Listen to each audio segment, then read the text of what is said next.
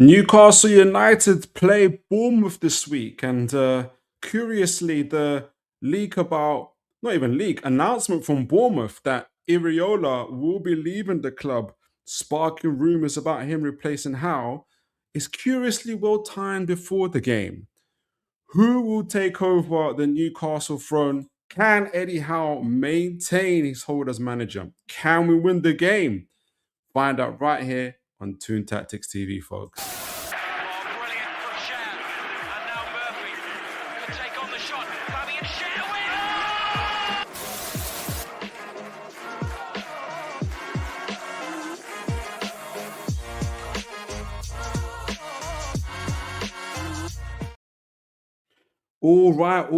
All right, folks. How are you all doing? I'm just double checking my mic is on. I hope you guys are absolutely blessed on this Thursday. I was going to say day. For some of you, it's day. Some of you, it's evening. Some of you, it's afternoon. We are blessed to have folks from across the world. Despite having a small channel, we're blessed to have folks across the world watching Toon Tactics TV. And as we always say, you could have been anywhere in the world, but you chose to be here with me. So God bless you folks for that. And I am doubly looking forward to the show, not only to once again be able to talk all things Newcastle United with you guys in the chat, but also we've got our friend of the channel, Mitch, coming on very, very soon as well. So be able to break down the other part of the show, which would be breaking down the game versus, I said Crystal Palace. It's going to be Bournemouth in the intro. Playing Bournemouth, Iraola's Bournemouth this weekend at St. James's Park. It is a crunch game, as nearly basically all the games from now on till then are going to be crunch games as well. And then at the end of the show, well, towards the other half of the show, essentially, we are going to be doing a previous scouting report on a couple of goalkeepers that have been linked to Newcastle. Are they an upgrade? We'll find out right here on the show. But just before that, we're going to catch up on the little bit of like news here and there that have come out. But before we do that, we want to make sure we say hello to folks in the chat. It's always encouraging to, like I say, always encouraging to see folks in the chat even before we start the show and everything else like that. It's an absolute blessing to be able to have that. Chaz, good to see you, sir. God bless you. Chaz says, hi, Philip, mate. Hope you're well. I'm living life to the full, sir. Living life to the full. Johnny, God bless you. Good to have you on. I don't know if it's your first time. Forgive me if it's not. But if it is your first time, God bless you. Welcome to the show. Johnny says, Eddie Howe is not the king, and we should announce his sacking soon. So we've got the how in, how out. Let me remind myself. Let me bring up the slide. Is it this slide? Did you get the reference though? I don't know if any of you guys have watched the Vikings, the series, the TV series. For me, it's a classic.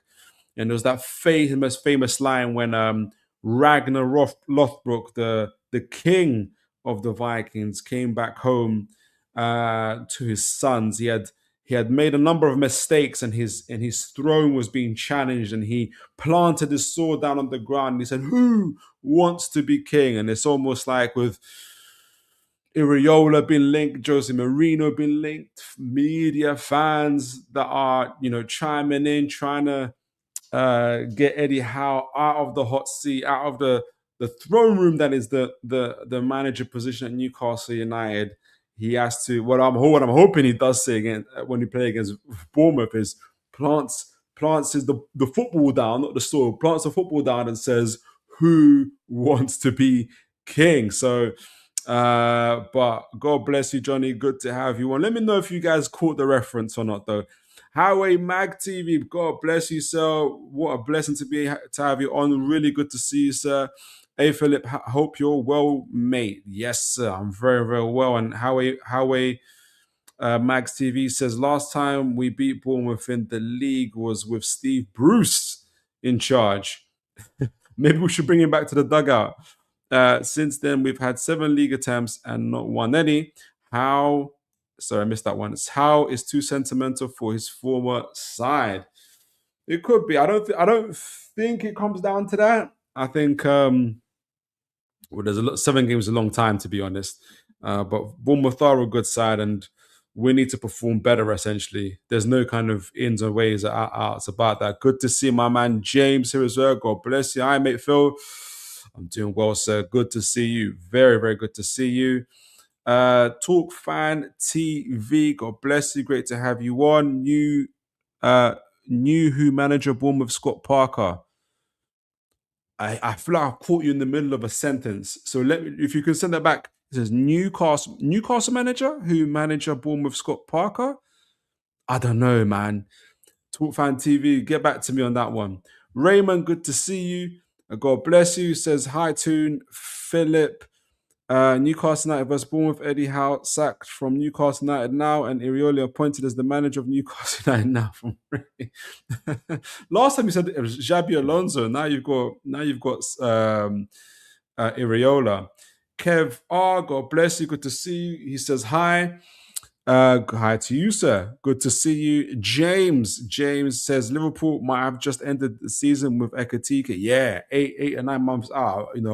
I pray for healing for that young man. I hope he gets better, man.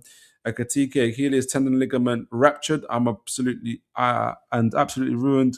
Could ruin his career. Could sometimes players do not come back the same from that at all. Sometimes players do not come back the same from that at all. But hopefully that is not the case for him. Right. So before, like I said, we'll get into the match preview, and before we do the scout reports and everything else, there's a lot of a bit of news. There's a whole heap of news, to be honest. Where do we begin? Okay, so let me make sure. Actually, I want to zoom this in. I know you guys can see it. Do I need to zoom it in? I'll zoom it in a little bit. So what I'm going to mention is Keith Down. Can I zoom in? I can zoom out. I can't zoom in though. All right, cool. Let me see if you guys can see it. Yes, you can. Well, I'm going to mention the Keith Downing news because it kind of brings together a whole heap of other news that obviously we've talked about. And essentially, Keith Downing breaks it down when it says Anthony Gordon has not told Newcastle United he wants to leave. But this is obviously on the back of lots of news saying, obviously, that Bayern Munich are interested, Liverpool are interested, Arsenal are interested, and that he has informed Newcastle, or Newcastle are aware that he's certainly open to a move. And so Keith Downing tries to clarify some things where he says Anthony Gordon. In fact, let me make sure I can see it. I can see you guys comments at the same time. Here we go. Brilliant, beautiful. Anthony Gordon has not told Newcastle United he wants to leave, but there is an exception from the club that the forward would be keen on a move away from the club this summer. Right? So if we just read between the lines a little bit and kind of figure things out, and obviously we're going to read the rest of the article in a minute. It's for me anyway. Let me know what it says to you, but for me, what it says is that Anthony Gordon, the player, has not gone on to our owners or to the manager and says, "I want to leave."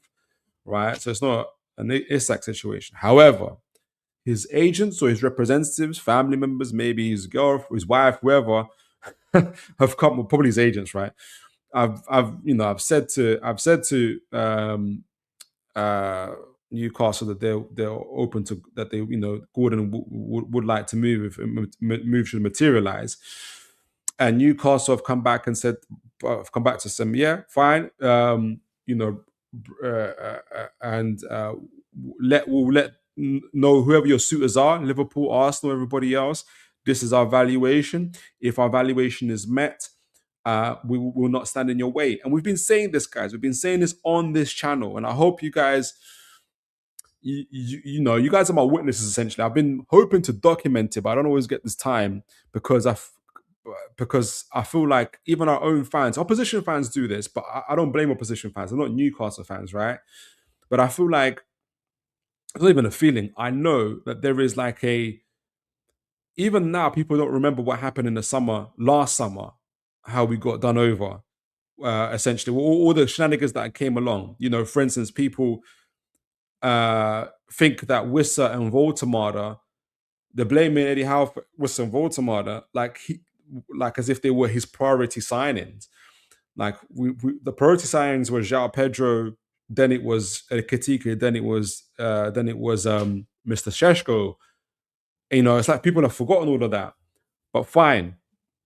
So you guys have to be witnesses to this stuff, and it's going to be because people are going to be again saying Newcastle holding players for ransom. You know, Sky News. You know, I forgot the lady's name, and everybody else are going to be doing all sorts of essays and things like that about how Newcastle need to let players go so they can progress their careers. I don't know if you guys remember all this stuff. We did it on the show, right? There was a whole heap of stuff. And we've been saying on this show that Newcastle United, we've been saying this for months now, actually, for months. Newcastle United have been proactively telling, as you saw the Tonali and Bruno Gomes situation, now you're seeing with Anthony Gordon, have been telling the players, especially first team players that want to go, that hey, we will not stand in your way, but only I don't think there's a number on it anymore, but there'll be a specific, what's consistent is about 2 or 3 will be allowed to go. We're not going to let all of you go. That's insane, right? Because we're trying to grow and we're trying to progress the club, right?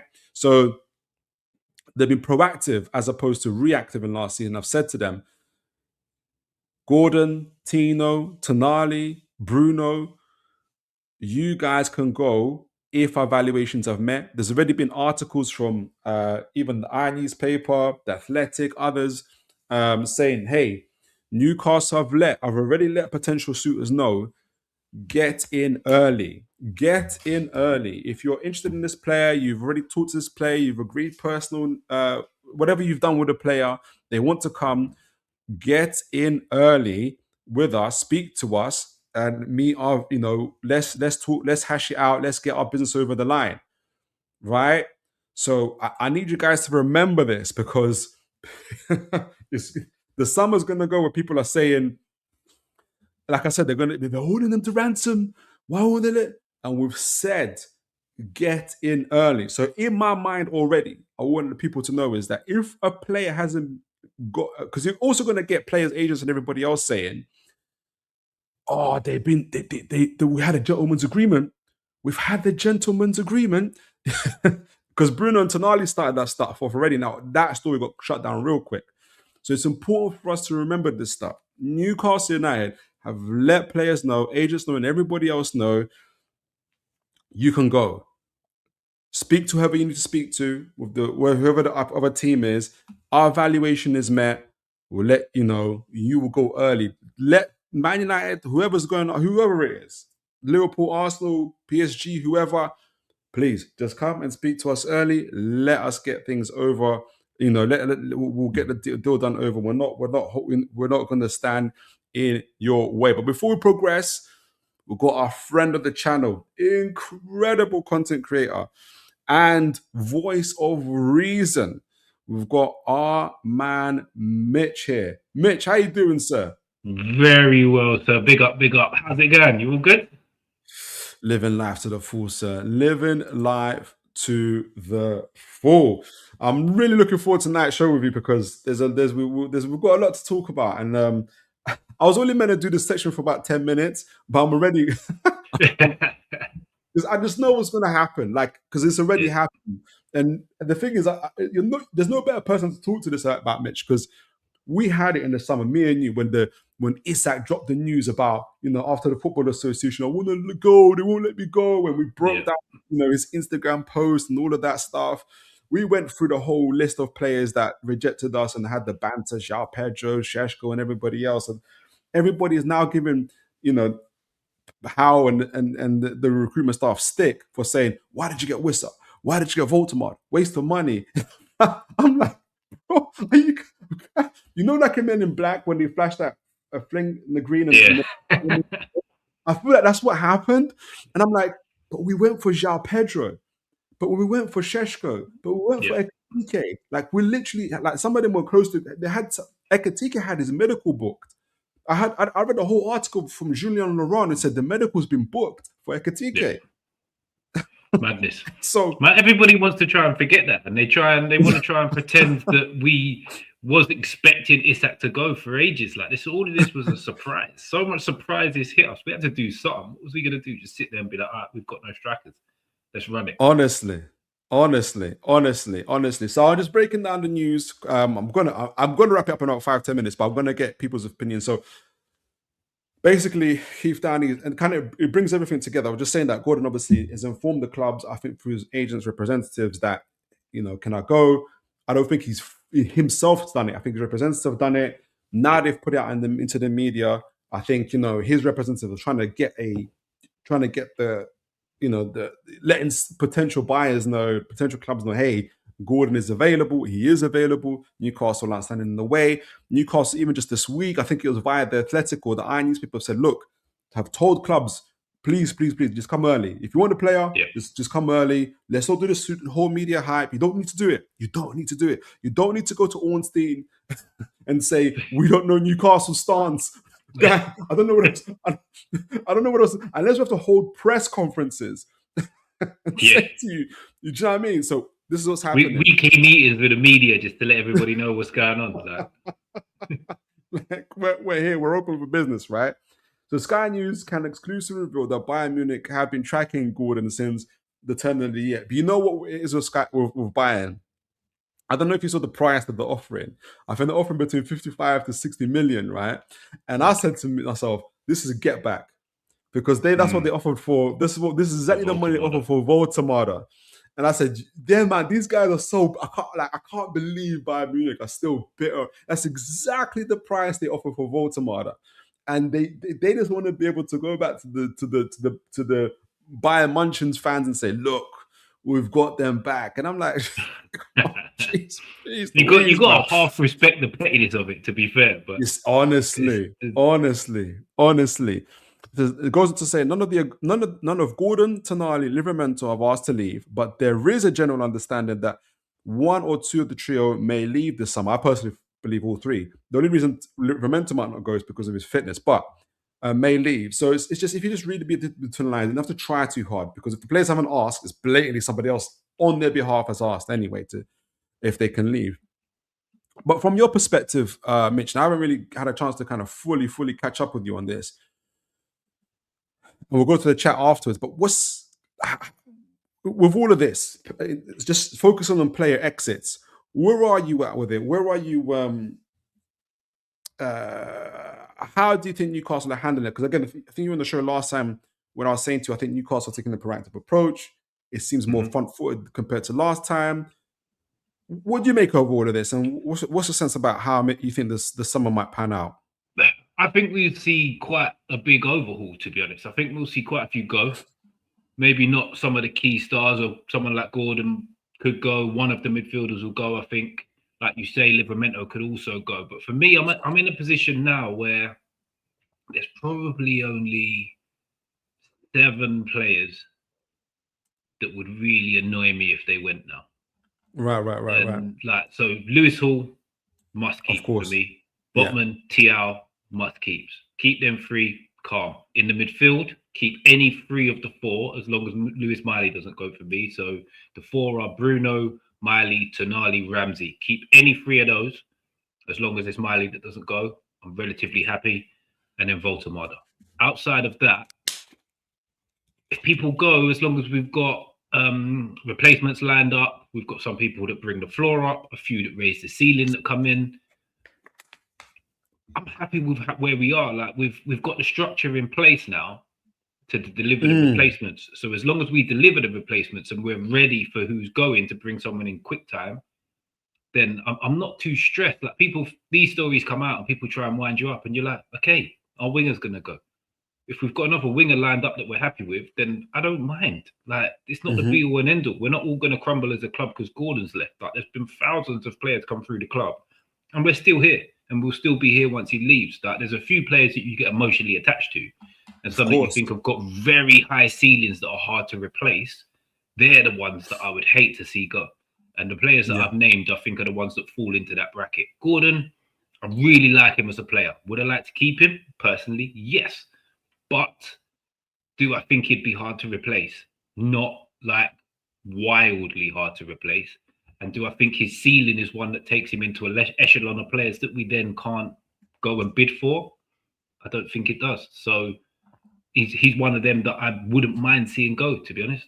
Like, I'm not saying I wouldn't mind seeing go. If he goes, I'd be like, okay, let's just get the replacement.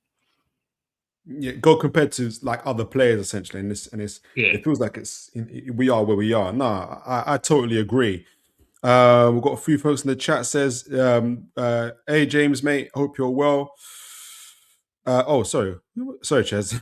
I think you're speaking to somebody else. Is it talking to you, Mitch? No. I see a couple of Jameses thrown in. I was like, right, how's people got my government name in it? What's going on?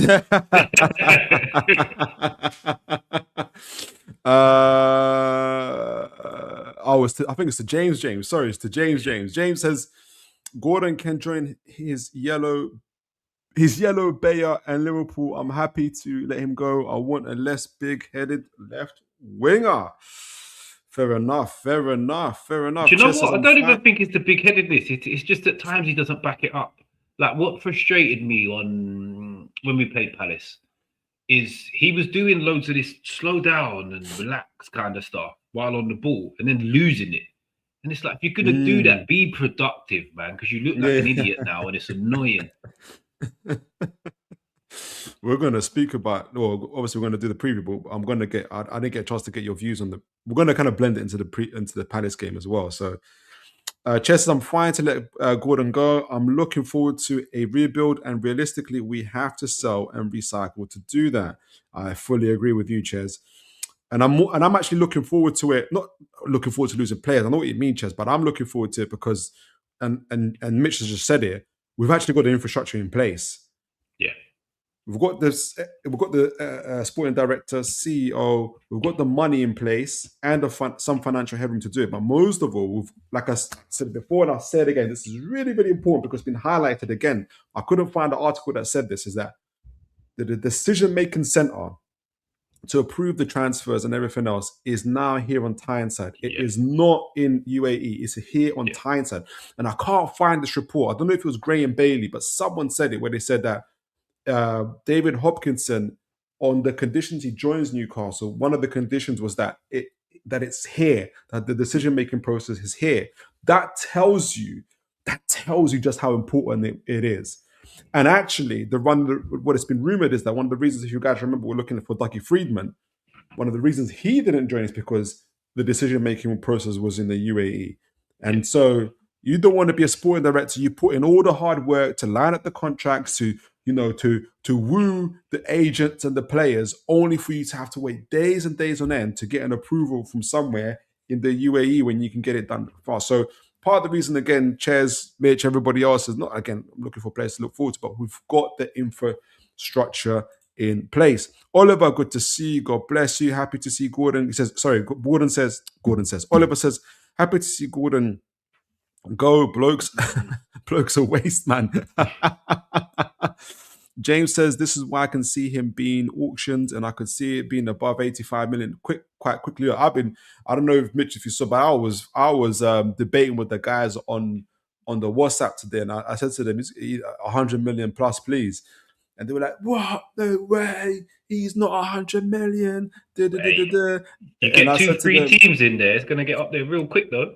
It's going to go up then. But I said to them, who else have you got? Who else have you got that's 25 years old, got two G20 GA seasons, has scored 26 GA against top 6 teams playing for Newcastle United, big game player, heading to the World Cup.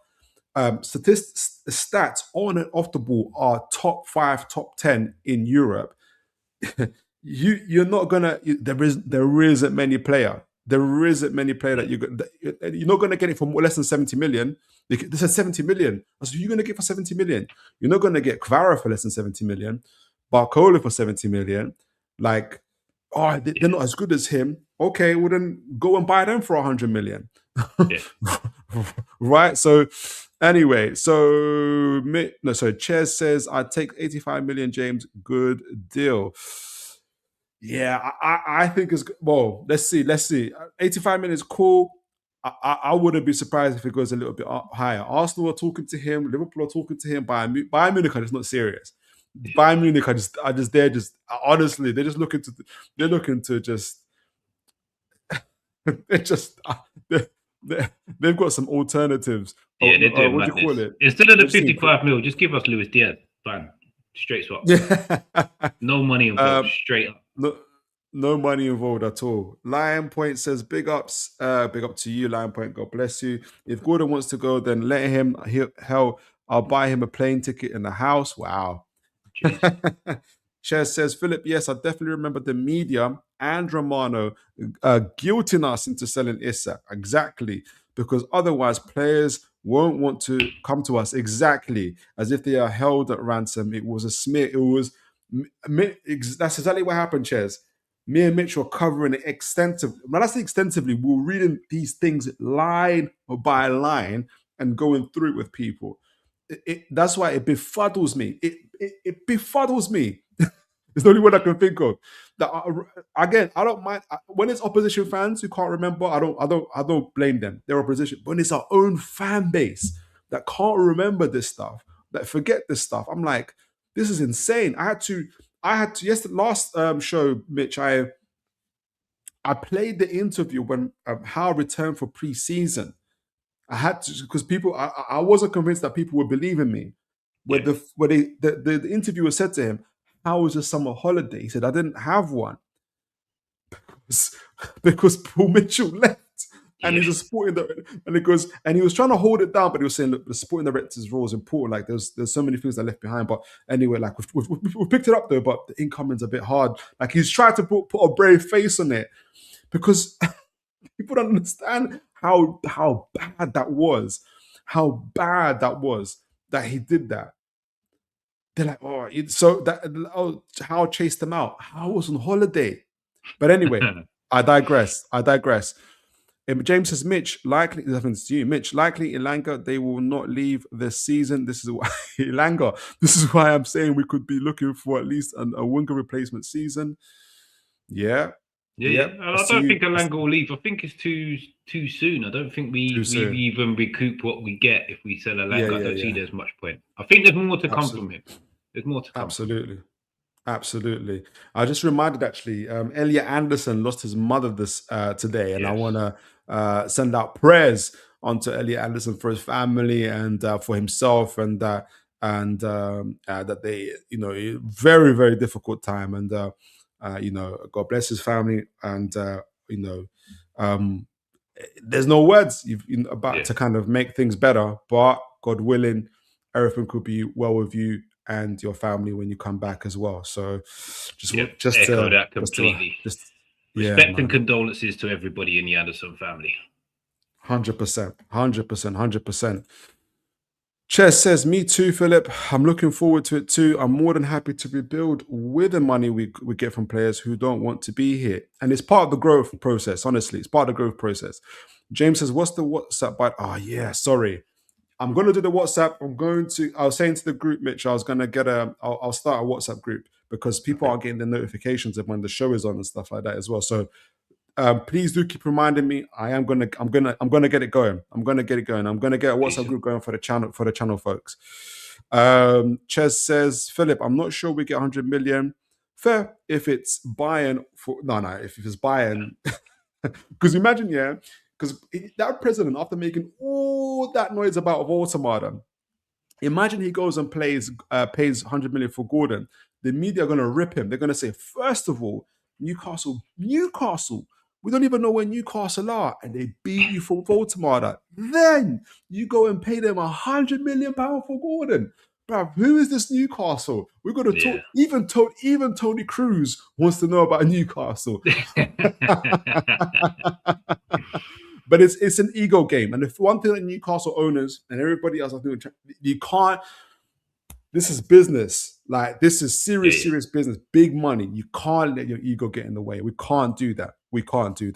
Pick up United TV. Richie, good to see you. God bless you. Always good to see my man Richie here, even in gents. Good, cool. Anybody else? Okay, cool. Right. So that's the news. I won't go any further. Like I said, I was meant to spend 20 minutes on it, but there was a lot there. Now, I'm going to do a quick overview for the Bournemouth. Not quick on them. I'm going to do tactical stuff on them, but essentially, let me bring it up. But while I do that, Mitch, tell us, because I didn't get to catch up with you on the Palace. I wanted to know a couple of things. I didn't get to catch up with you on the Palace game, what your thoughts and feelings were. And I want to know, I guess the second part to that question is, how does that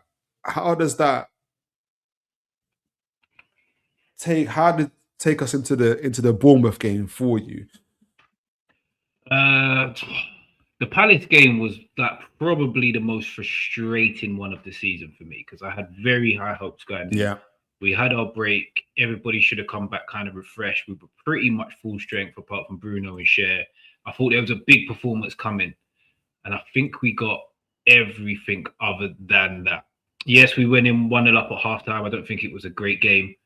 And it just felt like the camera kept panning to their bench with their big hitters on it. And I thought, if we're not clear of these, when these guys come on, they're going to get back in the game. And that's what happened. And for the first time, I was just screaming at my TV because there should have been subs. As soon as they made their 3, I thought we should have done 3. I thought there was a few players that were lucky to come out after the second half. I get the thing of try and put it right, try and make it better. It just didn't look like it was going to happen. We looked like we needed something different in the game. And I thought we were way too reactive rather than proactive, and it cost us the game. That said, these individual errors need to stop, man. There's just so many of them, dumb things going on that are costing us goals. And it's mad annoying for us as fans. Imagine what Eddie Howe's doing when he's seeing Sven Botman pulling a man from a throw-in that's coming from 40 yards away from our goal to give away a penalty. It wasn't even a good long throw. Like, why are we conceding penalties in that situation? We also, for the first goal, pointed out Tino Livramento missing the header because the ball went over, and he just don't jump for it and just stay with your man, and that just easily gets prevented. Sorry, I interrupted. Go on, Mitch, but that was essentially. Same. So many errors. There's just no need for all these errors. There was no pressure on the cross whatsoever. The cross went super deep. It literally should have been hold your position. He takes his touch. If he takes a semi-bad touch, you nick it off him, you're away. Like, these are simple bits of defending. We just mucked up so much simple stuff that it was just mad annoying in the game. So I thought that we could have held on and closed the game out without these little mistakes. But it's just another one to add to a string of bad performances this season, to be honest. I'm hoping we snap out of it for these last 6 games. I said before the game, I wanted 16 points. So that was 5 wins and a draw. We've already had a loss. So it looks like we're going unbeaten for the final 6. So that's what I'm hoping for from now on in. And to be fair, I said it before, even before Sunderland. Before Sunderland, I said from these games, we need to pick up 16, 17, maybe 18 points. So we're still on track for it. So we just need to buck up our ideas. As much as I'm still Eddie Howe and all of that good stuff, like, if these performances continue to the end of the season, I don't think anybody can have any complaints if they decide to make a change in the summer. Because for that to go on for a prolonged period of time of 1 game a week, you can see why the board would be like, actually, we don't believe you're the guy anymore. So you've got to go. Absolutely. Now, couple things. Bournemouth, I think they were on a 12-game unbeaten streak. We know that they smashed, but they played really well. They were the better team. They beat Arsenal at the Emirates, right? 2-1. And if for anybody who's watched that game, I don't know if you've got it to see, Mitch, but Bournemouth more than deserved it to win that game. More than deserved to win that game. I'm gonna after this screen, I'm gonna go on the Opta Analyst and just show a few kind of key parts about where I think Bournemouth's strengths were, especially in that game. But just to add that Junior Krupi has 10 Premier League goals, the first teenager with a double-digit debut season. He's having a fantastic season. They've drawn 15 games out of 32. I remember, was it in our second season with Howe? We drew tons of games as well. This season, the most in the division. again, Junior Krupe 28% shot conversion rate is the best any teenager with 30 plus shots since 2003 to 2004. And Bournemouth have won one of their 3 Premier League visits to St. James Park. Bournemouth have a great time when they go to St. James Park. I think we'll see it in our head-to-heads at some point as well. But they're currently 11th place on 45 points. They've scored 48 goals this season, conceded 49. So they've scored more than us and conceded more than us with a -1 goal difference. We lie in 14th with 42 points, 45 goals scored, and 47 conceded. If you look at our head-to-heads, geez Louise, it is scary. But last January at St. James Park, well, actually, no. This January, sorry, it was 3-3. That game we should have just beat them in the 90 minutes, but we decided to make it difficult. We beat them in the FA Cup, which was good. We drew 0-0 away to them. We lost 4-1 previously to that. We drew 1-1 before that, 2-2 before that, 2-0 to them before that, 1-1 before that, all the way back to 22 now, where we beat them 1-0. That was the last, it looks like the last, but that was in the League Cup. What was the last time in the Premier League? Jeez Louise, last time in the Premier League, I think it was James that said it was under Steve Bruce, 2020. 4-1 to Newcastle. Let me see who played in that team, just to give us some. Let's Dwight Gow, wasn't it? Dwight Gow. Yeah, look at that. Lazar. Bentaleb. Was that Ashraf Lazar on the score sheet? Is that what I just saw there? He came off the Valentino Lazaro. Oh, Lazaro, Valentino Lazaro. He got his name better. Do you remember man like that? Mad left Fernandez. Federico Fernandez, Lascelles, Kraft. By the way, guys, for all Bentaleb. Bentaleb, you know when people say, "Oh, you spent 750 million." Joe Linton is still playing for Newcastle. Yeah. Sean Longstaff only left last summer. Lascelles left this January. Kraft's still in the medical room. Kraft's still here. Yeah. When they say, "Oh, but you spent 750 million," do you know how constrained we've been? Anyway, I'm about to go on a tangent again, but that brought back memories. Jeez, the ways that brought back memories. I'm gonna go to up to Alice in a minute, but just reflecting on that, Mitch, and how you, with all that said so far, they're hot on the form. I don't know if you saw the Arsenal game. What do you make of Bournemouth's form? What do you make of the team, Iraola, everything around that? I really like Bournemouth. I like Iraola as a coach. I think he's very much in the mold of an Eddie Howe. I think he's a similar level. I think he's probably just a level down when it comes to achievements and whatnot in England. And Bournemouth are a good side. The sum of their part. I'd say they play better football than the sum of their parts, because you wouldn't look around their team and say they're littered with stars or big names or anything like that. But they're still an excellent football team. And they operate very well. They're very well coached. They change their press triggers week to week, and it works for them an awful lot. I hate playing them because since we've got Eddie Howe, we never seem to beat them. It's really annoying.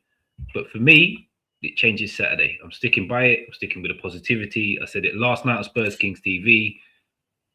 This is the game where it all starts to change for us. It has to be. It just has to be.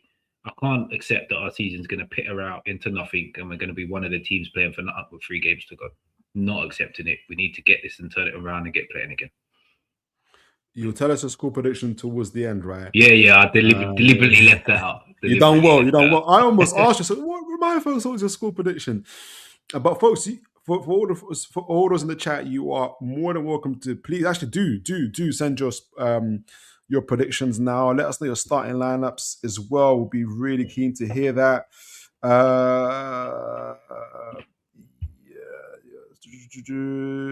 Watcher 2.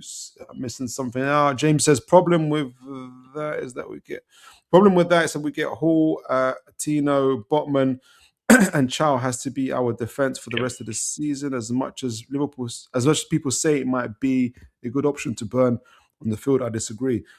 I missed something there. Did you get that, Mitch? It must have been a chat between the guys because I'm okay. But I fully agree with it. Our back five needs to stay as it was from Palace for the rest of the season. Yes, just leave it as it is. I agree. Absolutely. I wanted to show this table. A table. This is from Opta Analyst. I wanted to show a couple of things from it because I thought this is in relation to Bournemouth. So this is Bournemouth's game against Arsenal, right? Obviously, they're their away team. Now, what you guys can see in front of you, right? This is the successful and unsuccessful open play crosses. We know that obviously, just as a general overview, Bournemouth are a high pressing team. I should get a chance to look at it a little bit more, but they're a high pressing team, high octane team, playing a 4-2-3-1 or 4-3-3, man to man pressing. A little bit different. It sounds very similar to us, but there's distinguishing parts to how they play. So they don't necessarily, they can have triggers, but they don't necessarily need the trigger. They kind of, what I've seen is that Iraola lets the players take responsibility as to when they press. And when one presses, another player covers that space in behind them. So it's they can literally press at any point, at any part of the pitch, which makes them so effective. They can suffocate teams like that. It kind of reminds us of when we were when we were at our best. So this is them against Arsenal, right? And this is the successful and unsuccessful open play crosses. And what's obviously why I highlight that is because I'm kind of focusing in on where the dangers are going to come from Bournemouth for us. Now, the context is they're playing Arsenal, right? So they obviously they could have a different plan as to how they play us, but I also want to kind of highlight where the creativity is and where it's coming for them as well. Obviously, a little bit down the right, but they really focused in. This is open play crosses down the left-hand side for us. You're going to see something else. I'm going to add, and actually, it's going to increase here as well. But successful and unsuccessful crosses. This is where Christie, part of the two-man pivot, is there. Truffet on that. Actually, Truffet is actually a right back, which is interesting. But it lets you know just how flexible he's left back, isn't he? Truffet. He's left back, isn't he? He was on the right. He was Kirkhead's replacement. Who's on their right then? Isn't he? Don't they play Jimenez there, the blonde geezer? My fault. Yes, that's why I keep on getting them wrong. They look the same from far away. But yes, Truffet was on the left. You're right. Truffet, and I think it's twice him. Truffet. If you want to know about who the danger is, Truffet, and obviously Christie there. This is an open play crosses, obviously a little bit here of Rayan and Alex Scott there, who's, again, we're going to talk a little bit about. But you can see the open play crosses there. And if you add now key passes being passes that lead to a shot on goal, it adds a little bit more here. And you can see, again, more and more down that left-hand side, through that, obviously, a little bit down the centre as well here, through Alex Scott here. But now you've got James Hill, who's a defender, and you've got Tavernier, who's very, very useful here. But you can see there's a real kind of push here down that left-hand side to be effective through there. Their goal, though, if you see the assist, came through the centre. It was a really, really well-made goal.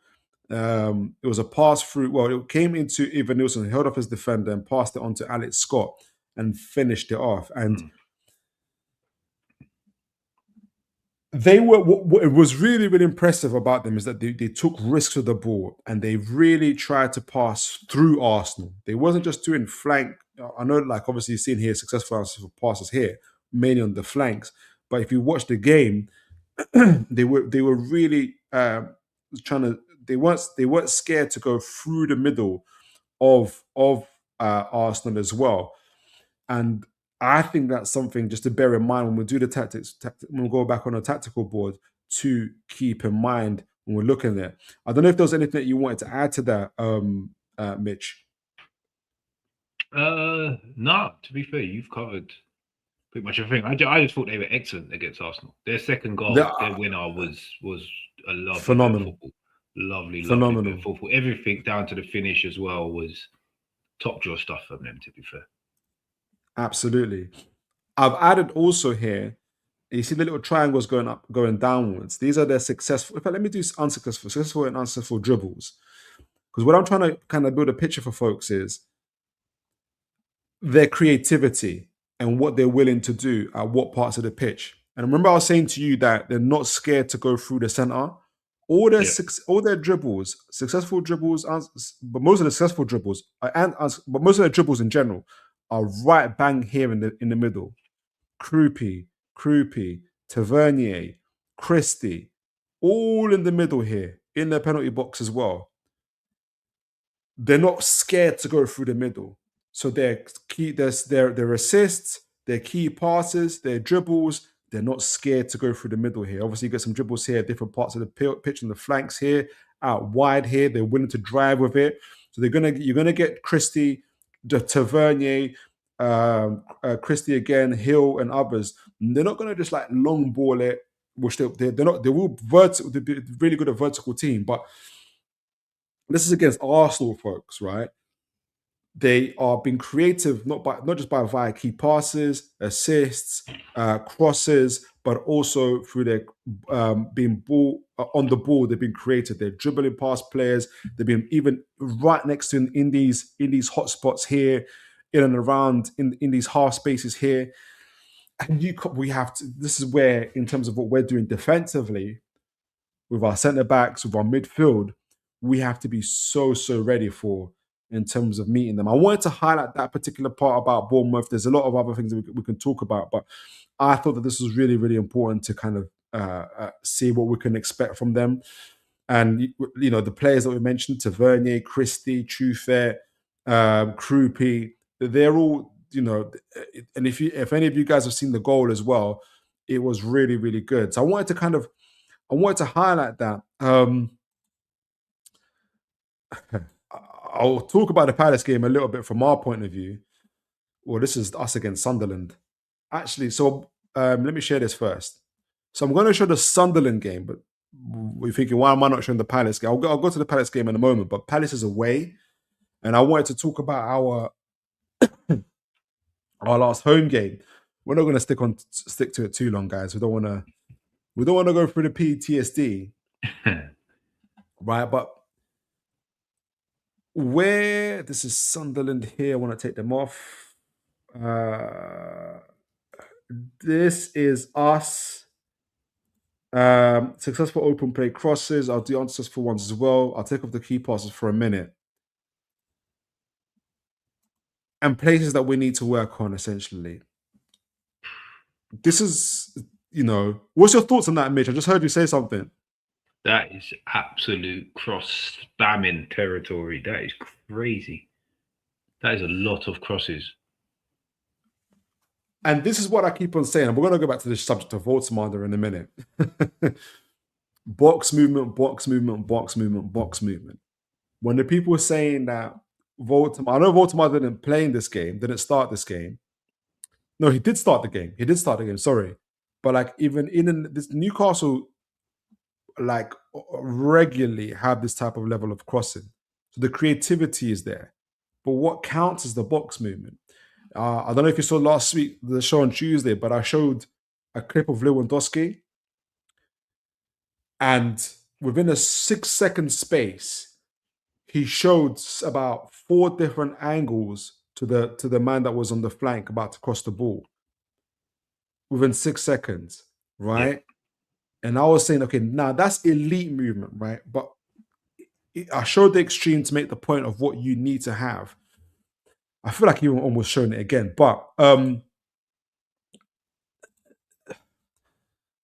all. The basic thing is not all of these are bad passes, right? Because it's a mixture of successful and unsuccessful. I'm not saying that every pass is a David Beckham-esque situation, but you can see where the problem has been. And I think if you're Eddie Howe, you're frustrated because the creativity is there in terms of balls coming in. Trippier, Murphy, Livramento, Murphy, Livramento on the left-hand side. Where is it? Oh, it's not showing for some reason on the left-hand side. It's got some writing in the way. But Hall, you can imagine, is there. All the players are there. So I think that's Hall. I think 4 of them were Hall, one's Barnes and one's Willock, I think. Okay. Excellent. Key passes, Willock through the middle, Voltemada, he needs to do more of that as well. So the creativity, the more I keep pressing it, the more that is coming on, that's here. And this is part of the, I'm not even doing this the set place necessarily, but it's showing you what we're doing. The last bit I wanted to show was the dribbling for us. And what we're going to have to do against, where is it? Where's the dribbles? Successful dribbles and unsuccessful ones. I'll put that one as well. Right? So you can already see it flooding. The successful dribbles, and all the dribbles are through, you can see it in the triangles going downwards, right? And we're going to have to do this more and more. Hall through the middle again. Voltemada. Jacob Murphy, I don't think you should play in this game. Elanga. Willock, but it's not enough in and around the half space. Only Voltemada once in the 33rd minute. And we just saw what Bournemouth are doing. They got 3-4 away to Emirates at the Emirates, right? And in and around the half space. I think we need to be a lot more creative through the middle as well. But that was our last home game. And what I'm saying is that we're not starved of creativity. And it does come down to errors as well. But I just feel like this is something that we've got to fix. And Mitch, you mentioned, you mentioned individual errors. I don't know if you saw this. Can you see this? Can you see the screen? Yeah. I don't know if you saw this, but this is basically. Let me just make sure. So this is the table this is from the Athletic. Right, and it shows Premier League goals. This is the table. This is the 9th of March, yeah? Premier League goals conceded from mistakes. Conceded from mistakes. Premier League goals conceded from mistakes. Suspense. It took me off it. Here we go. Premier League goals, Newcastle United, Mitch. Second. Mad. So is that 20 goals we've conceded from mistake? That's the part. So we're on 42 points here because they explained it. Where is it? Yeah, so that must be 20 goals that have cost us 11 points. Because what are we on at the minute?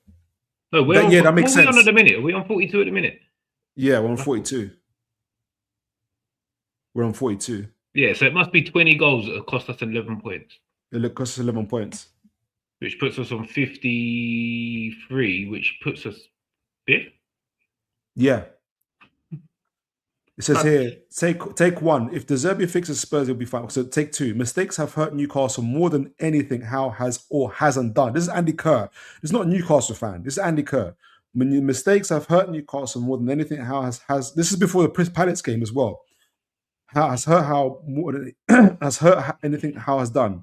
Even with just 13 mistakes, a league average, right?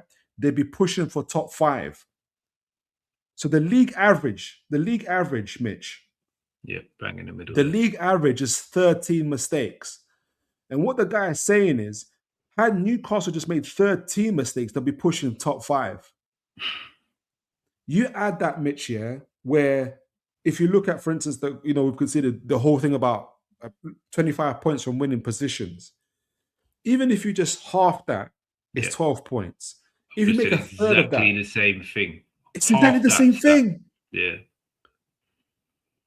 It's exactly the same thing. 20 goals, guys. 11 points. Mad. And this is before the Palace game, where you saw 2 mistakes. Penalty given away by Botman and the misheader from Livramento. So you can add another 3 points to that. Another 2 goals to that. It put us top of the table with 22.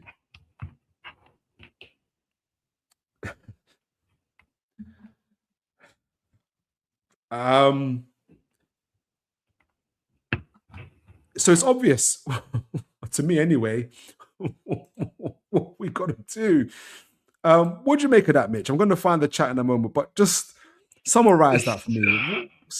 It's just frustrating, and this is all part of the reason that I've backed Howe as staunchly as I have, because as much as the manager's culpable, the manager's going to get most of the blame. When you really drill into the goals, that some of the goals that we conceded, some of them are just so bad, like borderline pathetic at times, that professional Premier League football players are making such fundamental mistakes at times.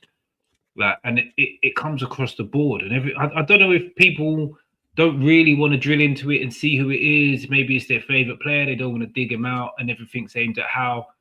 Sometimes you can coach a win and lose a game. And I feel like Howe has had a lot of that this season. He's put us in positions to win games, and the players have let him down time and time again. And what he said after the Palace game was bang on. Like, they asked him straight up, what do you feel about the game? And he was like, we can't keep making these individual errors. Factually correct, you can't. It's costing us so badly right now, and it could cost us Europe at the end of the day. We need a massive, massive end to the season where we could have basically had a position sewn up if we hadn't been making so many mistakes throughout the season. And you reminded me, Mitch, because I appreciate his honesty to what he's going to say, what he said next after that, but I'm also worried because he said it feels like it's a psychological thing. Yeah. But then he also said, I don't know what to do to fix it. There's a nervousness that becomes about you once you're in that position, and a lot of the mistakes are late in games. So it's going to get to the 85th minute and everybody gets nervous. So then you're more prone to make a mistake again. And it's just like, we just need one of them games. Even if Saturday, we have the scattiest game ever. We're under the cosh for the last 20 minutes. We've got to defend well. We scrape a 2-1. That is the best way to win this game Saturday for the team's mentality. Because it'll be like, actually, we can grind our way to results and not make a mistake in the last 10, 15 to throw the game away. And I just want us to return to the dark arts. Yeah. What we was in before. Why isn't anybody like laying down and saying, I got cramp whilst we're kind of under the cosh? When's the last time we've done that? Let's stop doing this. Like, let's play the pure. Yeah. Remember what dragged us across the line? Do you remember when it's, you know, they're about haram ball? Do you remember when we had 10 men behind the ball against Arsenal for the Emirates Cup? Not one striker. You just a bank of 5 like that. Do you remember that? Yeah. And the Arsenal fans were crazy.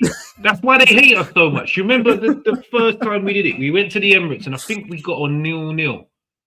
We either got a 0-0 or 1-0, and we scored the scattiest goal. It was one of the two. Yeah. They've hated us from that point. You didn't even try and play football. You didn't even try and attack. Like, look at you guys. Look at you, how you guys play now. How about that? I would honestly, I would take that. They do the same thing now, though. I remember Pope went down about 6 or 7 times in that game, and it was hilarious. Honestly, just bring it back to that. Yeah. James says here, at least 50% of them. Yeah, for the at least 50 guys. This is 20 goals. At least 50%. The guy said, Andy Kerr said, at least just the league average. How about 13 mistakes and you'd be top 5? Take off a quarter. Just take off 5. Take off 5 mistakes. We'll take the 4 points. We're like, what are we there? We're level with Chelsea and 6th or whatever the hell that is. That's crazy. Honestly. Like, what the hell? Crazy. Honestly. James says, Mitch, that means explain why I was saying this, that there are some fun channels thinking that we should have put that burn on instead of Sven Botman because the leadership, yes, if we could win somewhere. Do you know what? I've seen a lot of people say burn over Botman, yeah? And I get it. Botman made the mistake. He's not looked the same old Botman since he's come back. But if you look through, if someone played you a compilation of those 20 mistakes, I will guarantee you now, without even looking at them, that Sven Botman is in there a lot less than Dan Burn is. 100%. 1,000%. Yeah. 1,000%. And in fact, people love Dan Burn. He's from the Northeast. He's an absolute legend. And yes, he's a leader. But the fact is, Sven Botman is a better football player and a better defender than Dan Burn is. I'm sorry to say it, but it's fact. And I think you're going to see Tonali a lot more there. In my view, I think if you were to go back to I think you're going to see Tonali a lot more there. James is in the case. Before we pivot on, Tonali, yeah, I've had this discussion with a few fans, mainly Arsenal fans, when they say, "Yeah, we're going to get Tonali," and thinking I'm going to lose my head, and I'm like, I love Tonali to bits. I think he's fantastic for us, but I don't think he's got the technical level for the 5-10 yard passes consistently to move to the next stage. He doesn't. Okay, I was just making sure I wasn't going completely crazy by thinking that, because he gives the ball, like he kicks the ball out for a throw in, like twice His a game. his passing range is not good. Yeah, his passing range is not good. It's not good. Yeah, they were saying that when he was playing for Brescia, all those teams as well. James says, "Can I say a lot of these mistakes was goalkeeper related? Goalkeepers as well, absolutely. Pope, there's a few. Pope's there, but I can think of 2 or 3 from Pope off the top of my head. Yeah. Everton, West Ham, Arsenal. Ches says there were so many individual errors defensively, including the attacking players losing the ball in dangerous areas. We also missed many chances as well. Eddie made isn't blameless, but he's not blameless. It's so difficult to have these conversations properly with people. We're not kind of like letting Eddie off the hook. Like I said, I feel like there's 8 to 11 points that we could have done better with better substitution. And what makes it worse for Eddie, like even that Palace game, right? No one's talking about the individual errors.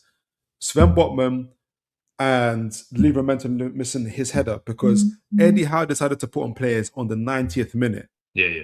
That's what's vexing down. He made 2 subs. Everybody, what are we doing now? Yeah.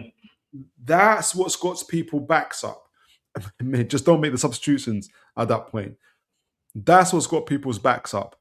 No one, I said, did you see the miss? I had to again show the highlight. Hey, look at Livramento missing that header. How did they just not go for it? It would have been fine. But people think that it's just going to go away if Howe goes away. Yeah, it doesn't work like that. I don't think the owners want Howe to go away. I think they're worried about Howe leaving. James says, Phil, what I said about it explains it says a lot more. It's about our goalkeeper. Yeah, I don't disagree with you, James. Won't be surprised if the goalkeepers make most of those mistakes. Just to clarify, James, are you trying to say that the way the goalkeepers play have made the back four a little bit more nervous, and that's where mistakes are coming from, rather than the goalie is directly making mistakes?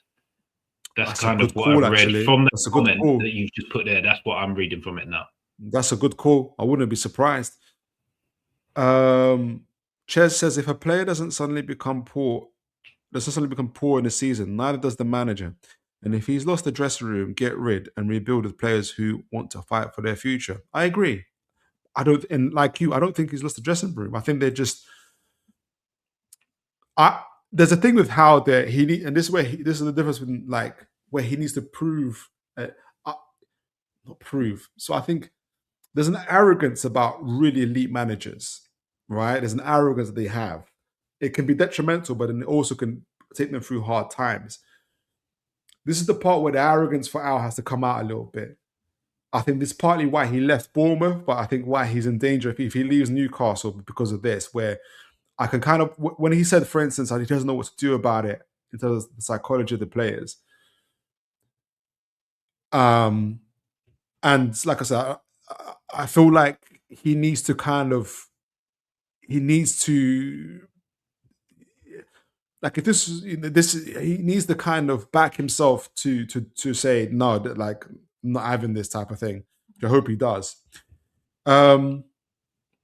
Chess says, I agree with you, Philip. The reason I made the point of Eddie not being blameless is because we are called happy clappers when we do call out Eddie's mistakes, but we are fair in our criticism. No, I agree. And the thing is, that's a lot of the internet, honestly. That's a lot of the online stuff. Honestly, it's just a lot of the online stuff and the banter.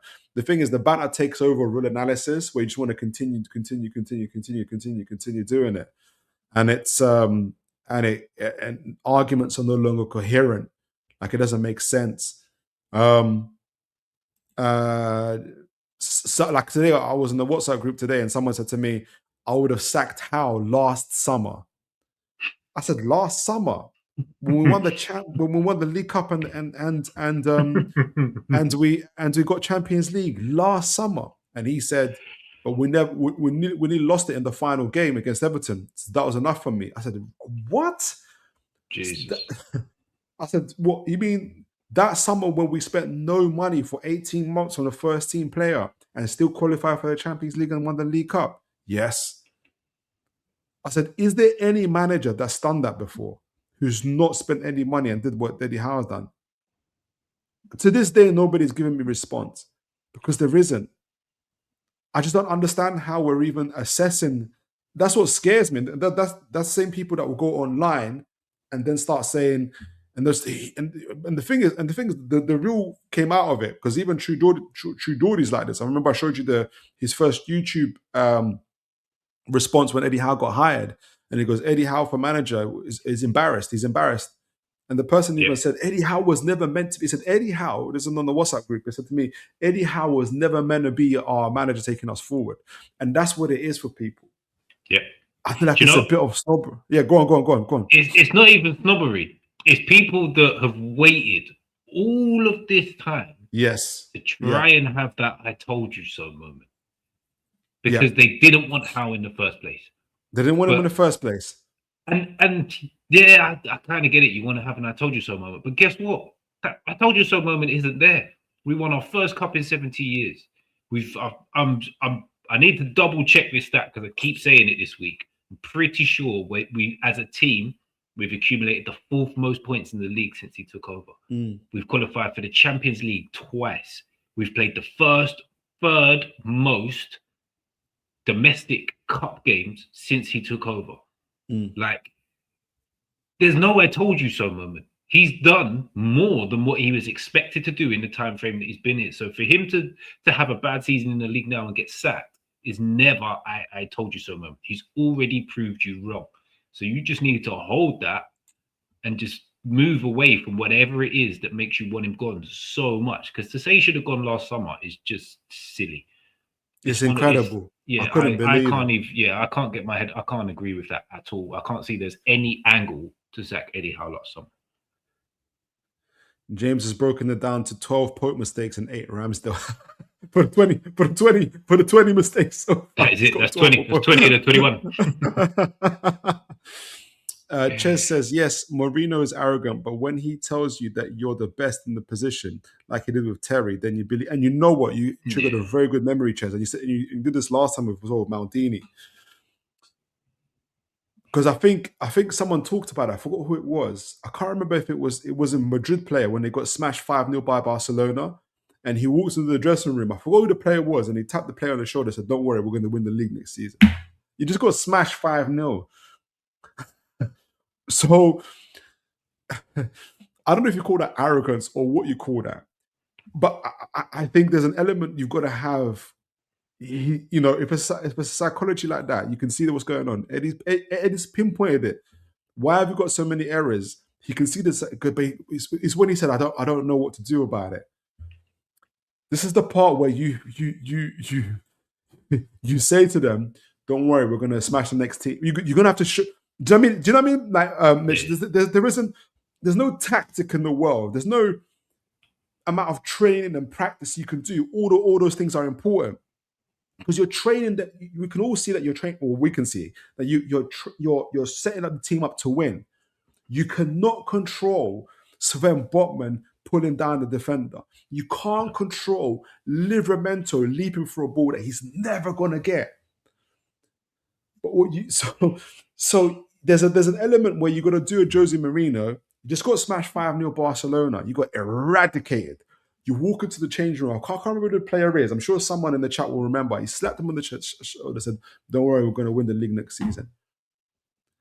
I don't know if you call that arrogance, confidence, belief. That only works for certain men, though. Jose Mourinho does that, and you're like, okay, cool. I believe you.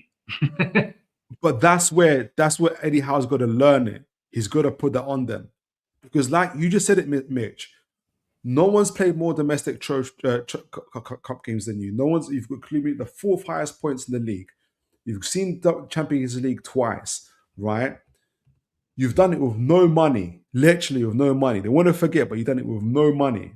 There's a point where you should tap a player on the shoulder and says, don't worry, you'll be fine next game. Right? There's a point where you've got to, because there's nothing else left. You got to put it on at some point, is what I'm saying. And I'll get to just one more tactics board in a minute as well. But so James says, Mitch, I am on the side of the fence, but I'm leaning further into Eddie Howe personally. Just letting you know that he's leaning into Eddie Howe in.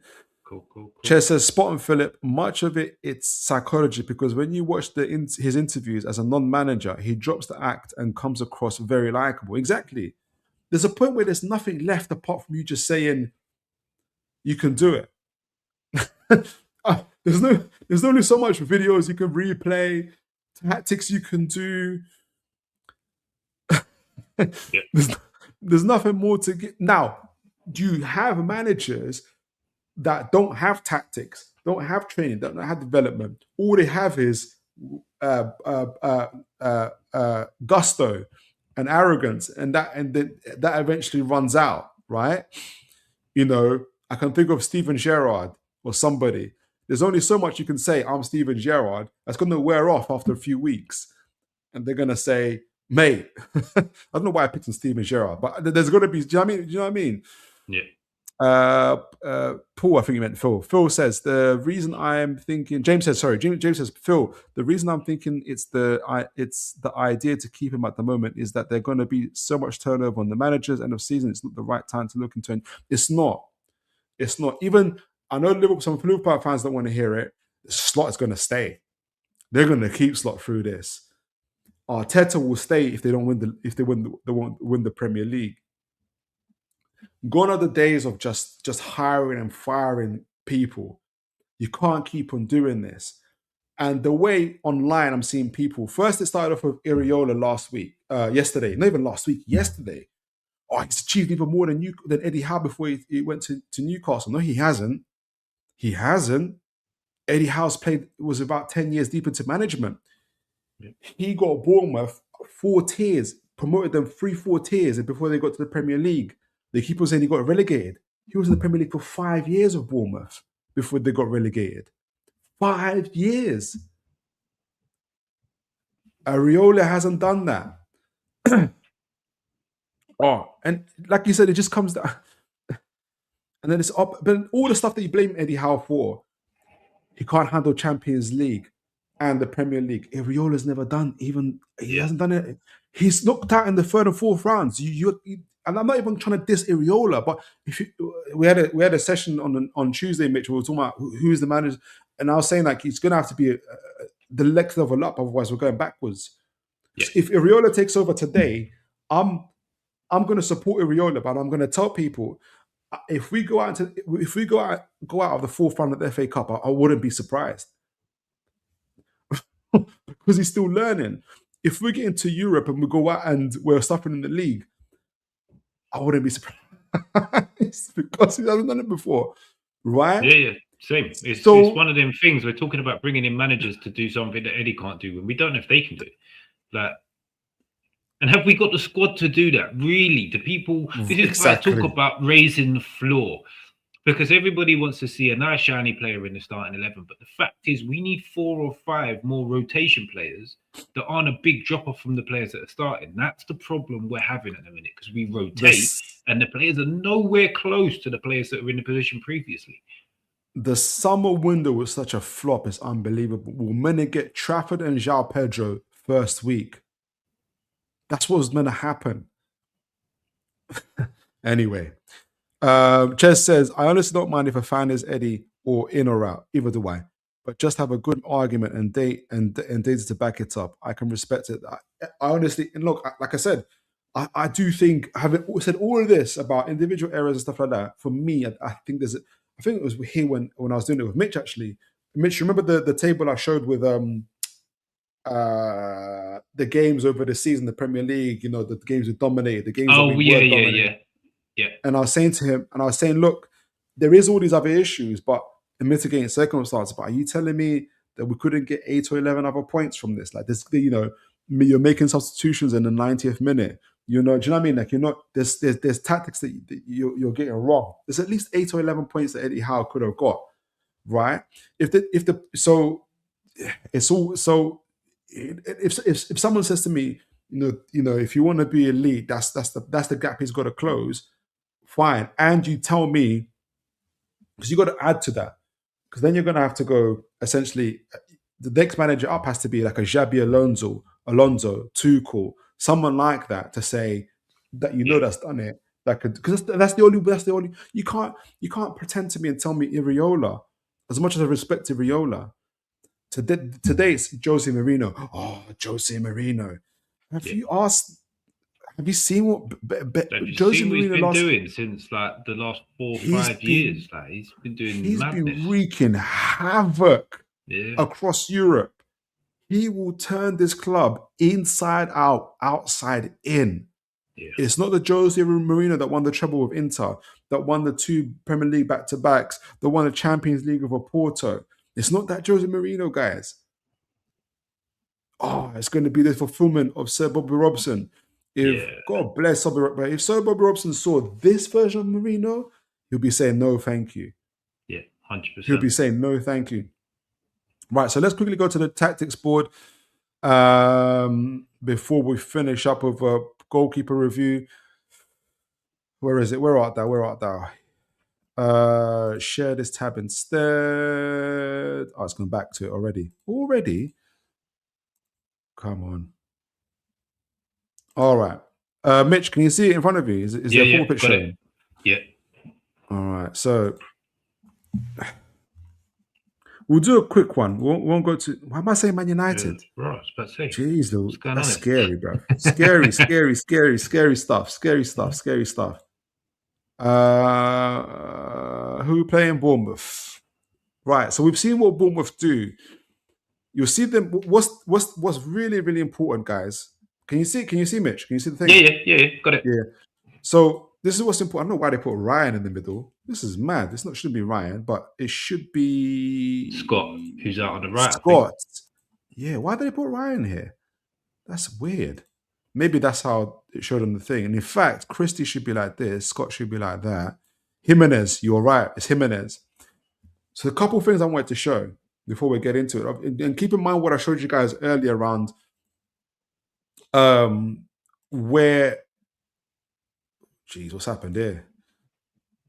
Is it blank again? Yeah, teams are gone. What happened there? I was in full flow. Anyway. Jeez Louise. Let me get into it. All right, Newcastle. We're playing, is it Bournemouth? Here we go. And I still got the data from last time.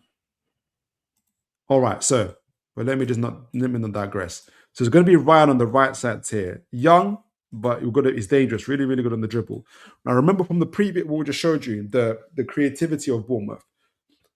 Key passes, dribbling, especially in the half spaces here. Why does it look like the same color as us? They are very close for some weird reason. I'm not sure. Why are we blue? What is going on? JLA, I'm disappointed. What's going on? This is not like you guys. Let me change their color. Change our color. Let me change their color. Where is it? Custom pitch, custom kit. Bournemouth. Upgrade the edit, customize kit. What? Oh man, what's going on here? Why is it not working? Okay, I know why it's not working. I'll come back to it, but I'll just highlight it like this. Let me just show it a little bit here.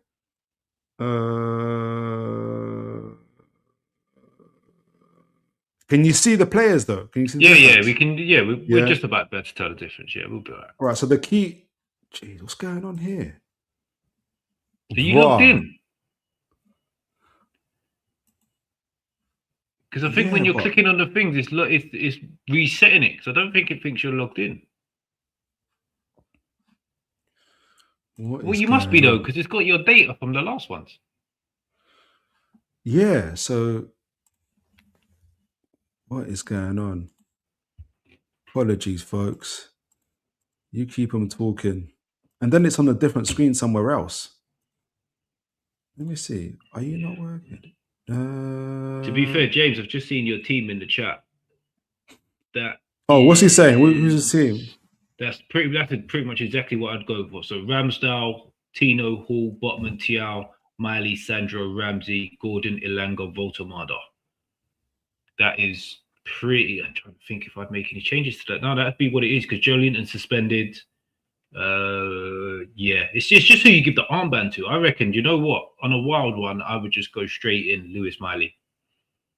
Because... He started Lewis Miley started.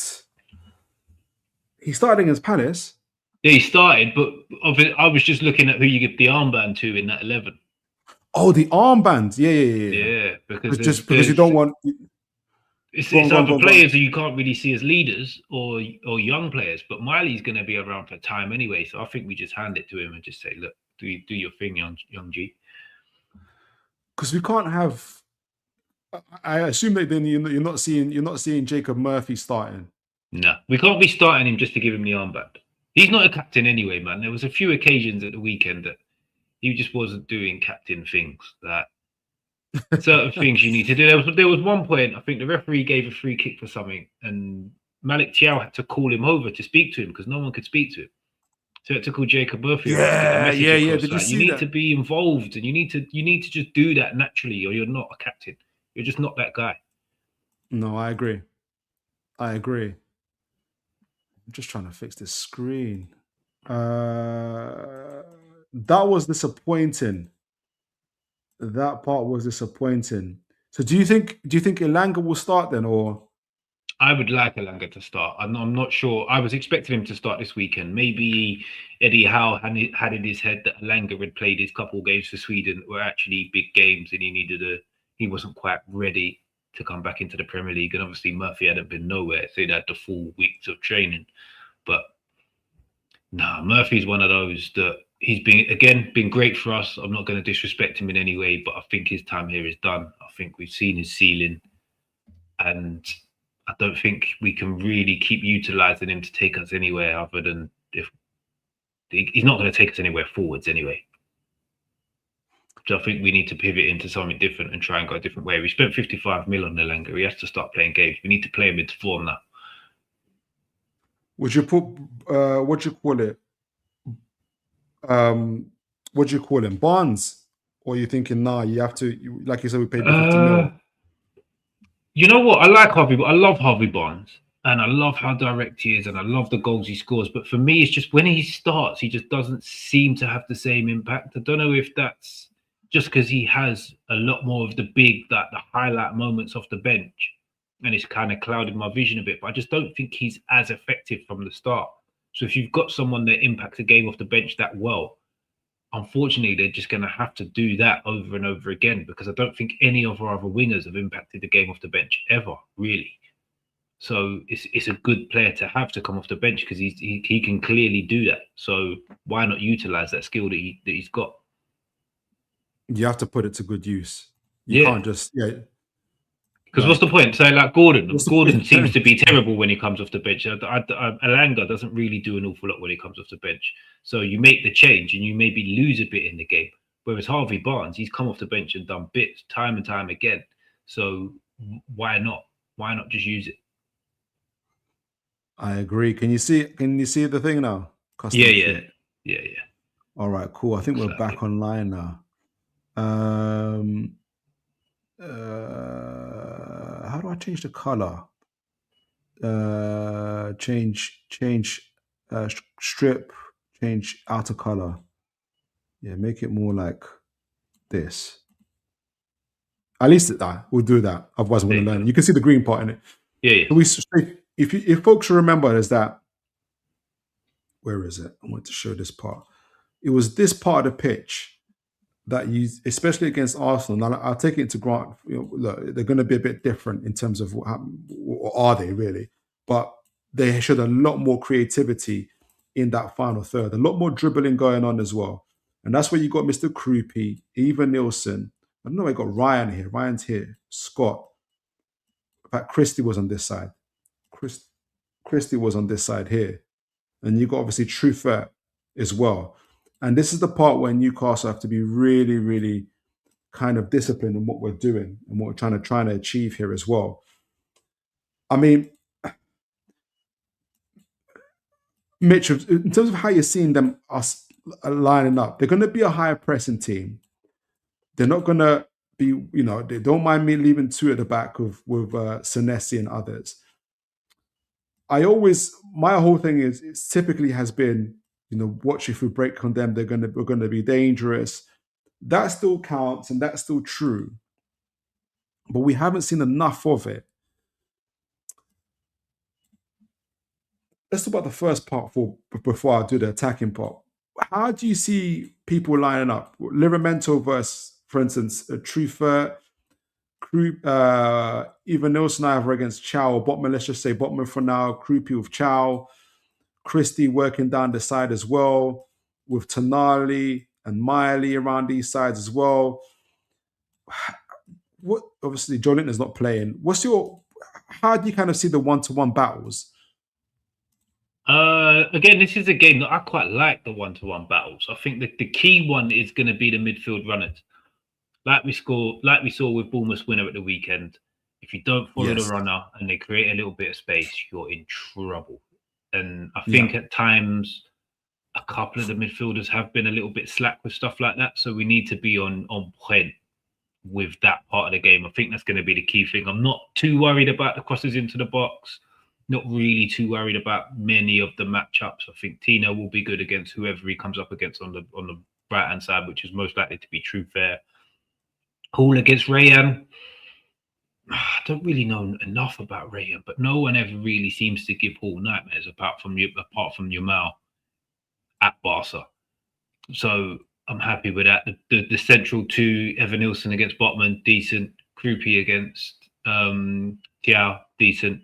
Don't mind that at all. So the key is that midfield battle, to be fair. We need to follow the runners, and if we don't, then we could get punished. And the wingers need to tuck back in as well. They need to get back in quick because, like you see, they like to put the crosses in, and it's their fullbacks that like to do the damage. Like Jimenez gets forward quite a lot as well. So whoever's on the left and the right of that front three needs to support the back line as well. Absolutely. Who's in your starting lineup? Have you got? This is the lineup obviously that started against Palace. What changes would you make? Obviously, Joe Linton has to come out, so Ramsey goes in.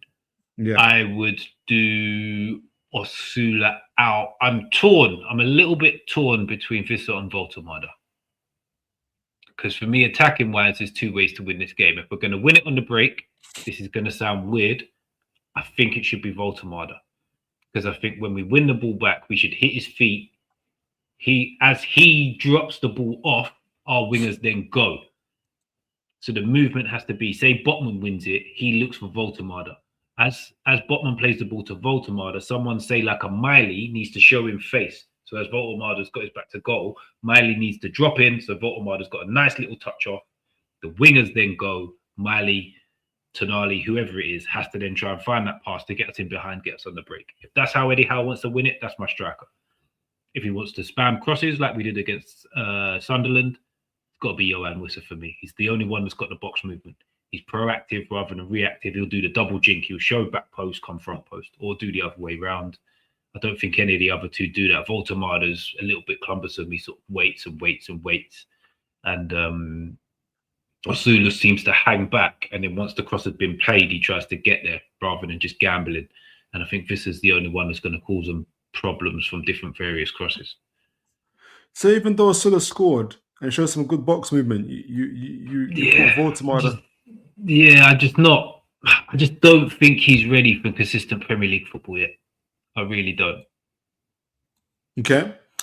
And Murphy, you got Elanga starting, right? Murphy, Elanga, yeah. Then the conundrum is who you were saying as earlier, who would be the captain? It'd have to be Tonali or Gordon if we're looking at seniority, or Botman. But really it's Tonali between Tonali, Botman, Tonali and Gordon. I'd be tempted out of those. I'd give it to Tonali. He's just like he was captain at Milan. He has that kind of captain aura about him. He leads by example. He did just follow me into battle. I'll show you the right way. He's one of them kind of guys. We'll do the attacking bit. Where do you think? What do you think is going to be the key part for Newcastle from an attacking perspective? I think we'll go down the crossing route again. So it'll be the wide areas where we like to play that little pattern where we get two of the centre mids over there. You'll have whoever's playing right. Then you'll have Tino in there, and we'll try and play a pattern like the goal against Palace, We'll try and create a little triangle pattern to create space, get the cross in, hopefully falls to a man, we can get the goal. And we'll try and do that from both sides, depending on who's got the ball. So, yeah, I think that's probably going to be the key to it.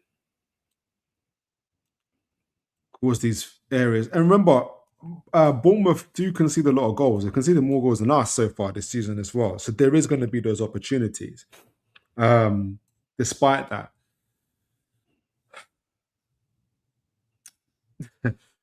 do you? This is going to make people even more angry.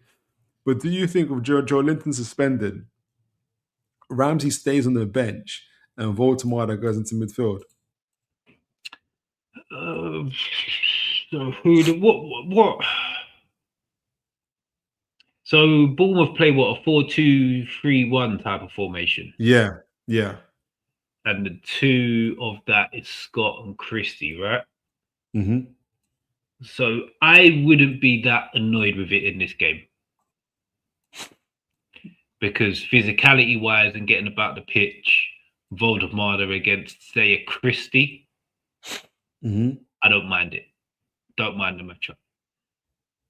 Christie's a good player, man. He is, but when you're just talking about legs getting around the pitch and not just getting physically outdone by who you're meant to be pairing up against, it's not a matchup that I look at and think, yeah, he's physically not capable of doing that. So I wouldn't mind it as much. And I feel like we're going to have quite a bit of the ball.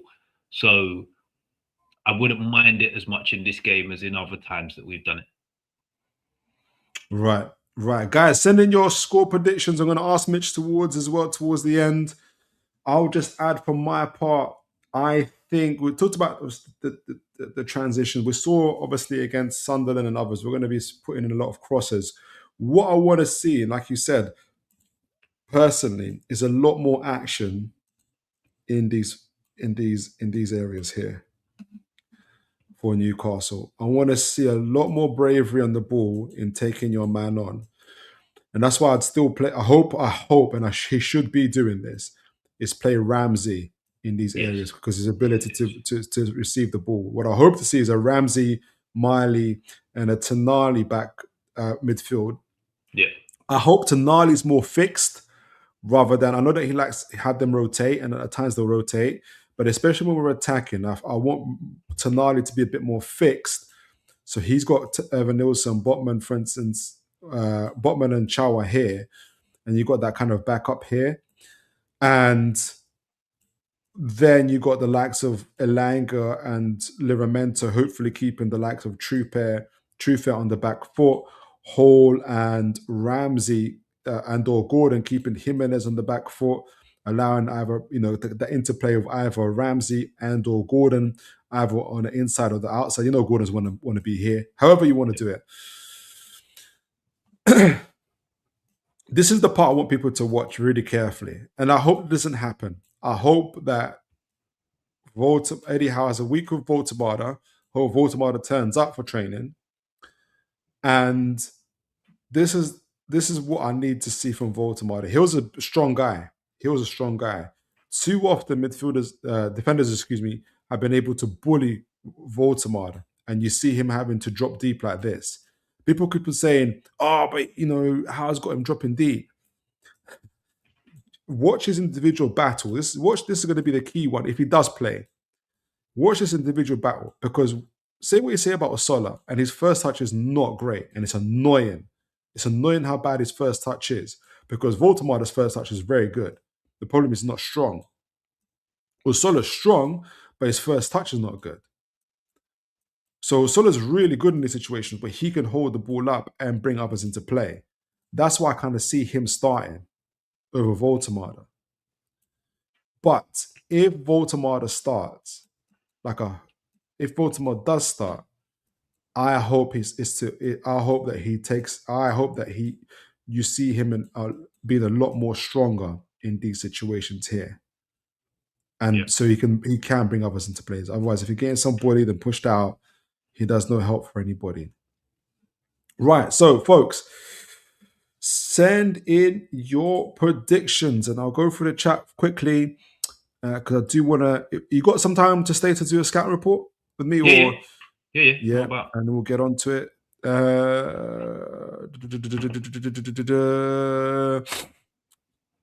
Made the boy.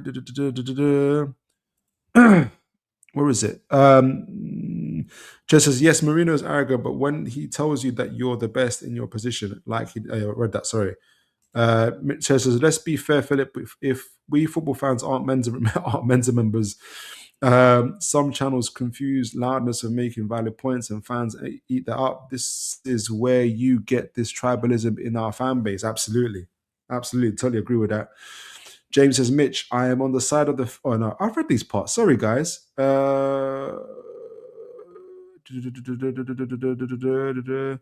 If I've missed you guys, forgive me. I just want to be right. Raymond says, hi, Newcastle United versus Bournemouth game. Eddie Howe sat. You said that already, Raymond. But I got you. He says, hi to Philip. How are you? Newcastle United versus Bournemouth game. You got it again. Good again. We get it. I get it. James sent his, he mentioned that. You got captain. I hope, like, all respect for Jacob Murphy, but he cannot play in this game. Play in this game. I thought he should have come for half time. I after the game, like once I'd sort of settled down a bit, I looked into the stats because I was like, I'm sure this guy's given the ball away at least 40% of the time he had it, and he did. And I was just like, how has he played so much of this game when he's just giving the ball away over and over and over again? I just couldn't figure it out. Yeah. Crazy. Last one here. Lion Point says, I'd get rid of Gordon personally and have Barnes start with Park the on young the bench. green kid. Yeah, on the bench. But knowing Eddie, he wouldn't do that. And I agree with Miley getting the armband.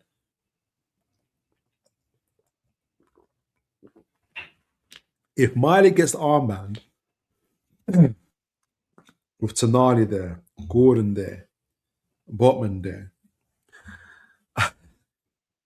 that says that would say a lot. That would be my choice. That's who I'd pick. I think he needs something like that just to let him to come out of his shell a little bit more, because we've seen it every now and again that he just seems to play in a way where he looks a lot more confident. I think Eddie Howe needs to find a way of getting out of him more often, and I feel like the armband can do it. I agree. Until Bruno's back, of course. If Bruno's playing, the armband. Unless maybe he comes back early. Hey, Bruno's a madman. Don't write him off. Because he wasn't injured last week. Like Eddie Howe said, he came back from Brazil ill and he's behind in training. So do not rule Bruno out just yet. Absolutely. I bet he was vexed he didn't play as well. I haven't seen score predictions. Guys, send in your score predictions. Mitch, I'll kick off with you. What is your score prediction for the game? I'm sticking with it. I'm putting it in the atmosphere. I did it last night on Spurs Kings TV as well. I am going 4-1 Newcastle United win. That is my score prediction, and I'm going to predict it all the way up until the game. Let's have it. Let's do it. Let's have it, guys. You heard it here. Who's your goal scorers? I'm gonna go one from a corner. So Sven Botman, redeem himself. He's gonna get the first. Then I'm gonna go Gordon 1, Elanga 1, and whoever starts in the 9. So all 3 of the front players that start and Sven Botman. That would be a happy day at the Toon, I'll tell you that. Right. Who have I got? I actually think it'll be one of them old school ones, you know. Do you know how we just used to blitz teams? Like, that might not be from the start. We might get a goal after like 20 minutes, and then all of a sudden, 5 minutes later, we're 3-0 up. I think we're going to see one of them. It'd be like cathartic release, all the frustrations, just that'd be amazing. I can't remember what I said on Spurs Kings. I know I gave a deep sigh. But I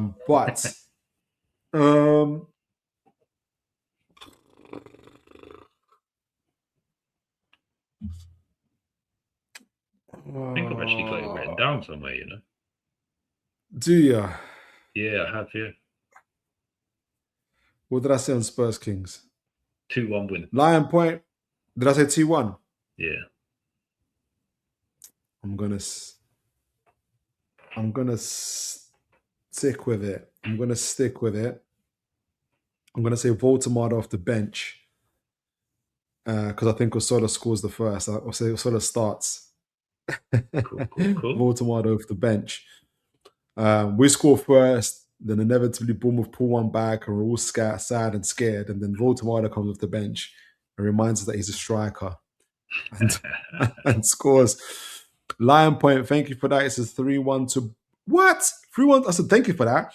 3-1. Is that do you mean one? Do you mean 1 to Bournemouth and 3 to us, or you say 3-1 to Bournemouth? I hope not. Right now does not deserve to be. So James says right now Sandro does not deserve to wear the armband. If he stays at the club next season, then he may get the goal of getting the armband. Fair? I think Sandro Tonali's in for a bit of a shock next season if he stays, you know. I think he'll be part of a rotation group. Not a backup, but I think he'll be part of a rotation in midfield. Could be. Absolutely. Especially get more players in that. Because he's not going to get rid of Miley. No. I don't think. I think this is Miley's era.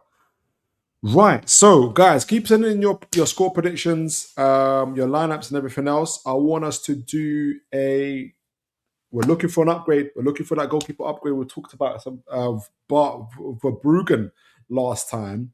Bart Verbruggen and James Trafford last time. And I had it edged towards James Trafford. But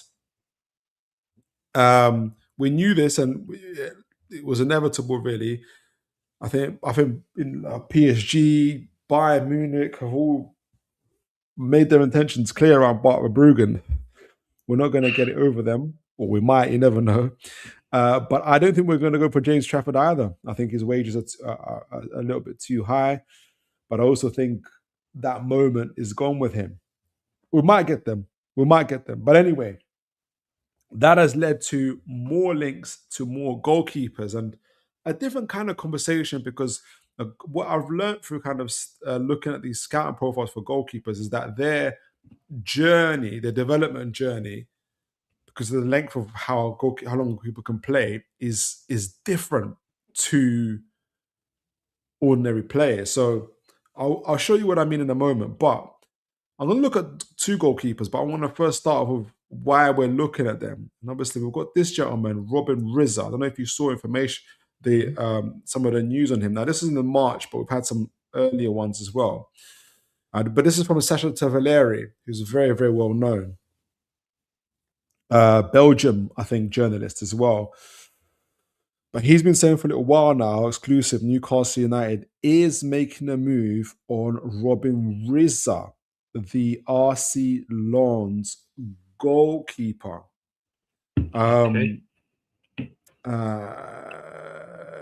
Interesting player. We're going to get into him in a moment. I don't know if you've heard of him, Mitch, or had any kind of impressions of him or seen the news or anything like that. But I've seen the name touted around quite a bit with us over the last sort of 2-3 months, but I haven't even seen any clips of him, let alone actually watched him play a game. James says he's an amazing goalkeeper. James, I'm going to be relying on you. So if you've got some context on him, please do add. I'm doing obviously my best here, but I haven't had the opportunity to see him live just yet. All right, so let's get into him, but also we're going to match him up to another goalkeeper in a moment as well. But this is my table, which I keep on updating, by the way. Likely to be sold, unlikely to be sold. And for the folks that I know, I've put Jacob Murphy, Joe Linton into the medium part, just because I feel like if Howe does go, especially, I think those guys are especially vulnerable. But anyway, that's not what we're about. Let's get into the goalkeepers. Here we go. Now, there's a quick profile on Robin Risser. 2004 date of birth. He's 21 years old. He's French professional football goalkeeper. He's very, very tall, about 6'4", where is it? 1.93 centimeters. I think it's almost the same height as Pope. I can't remember what that is. Like 6'4", 6'5". Tall goalkeeper. Known for his height and composure. From Colmar, France.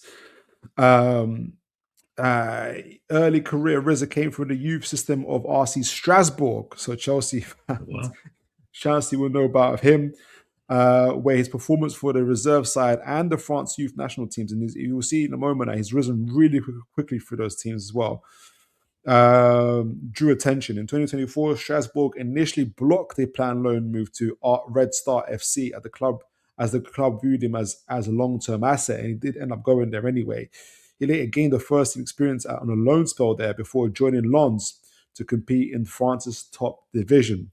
Remember, he was doing this from 19, 20, so very, very young. So by the time 25-26 season came along, Risser has established himself as a starting goalkeeper for Lens, where he's currently at, registering around 25 starts and 10 clean sheets.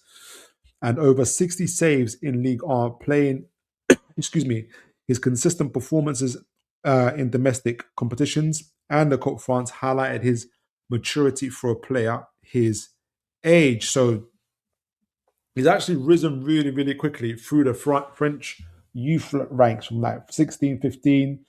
Like you see him playing 2-3 games, and before going to 17, just moving up really quickly. So Risser has been capped by France at youth, including at under-21s, appearing in multiple matches, including against England as well. He's got a really high trajectory. So his style is standing at nearly 1.93 centimeters. If anyone can tell me what that is in feet, that'd be great. Risser combines. I think that's between 6'3" and 6'4".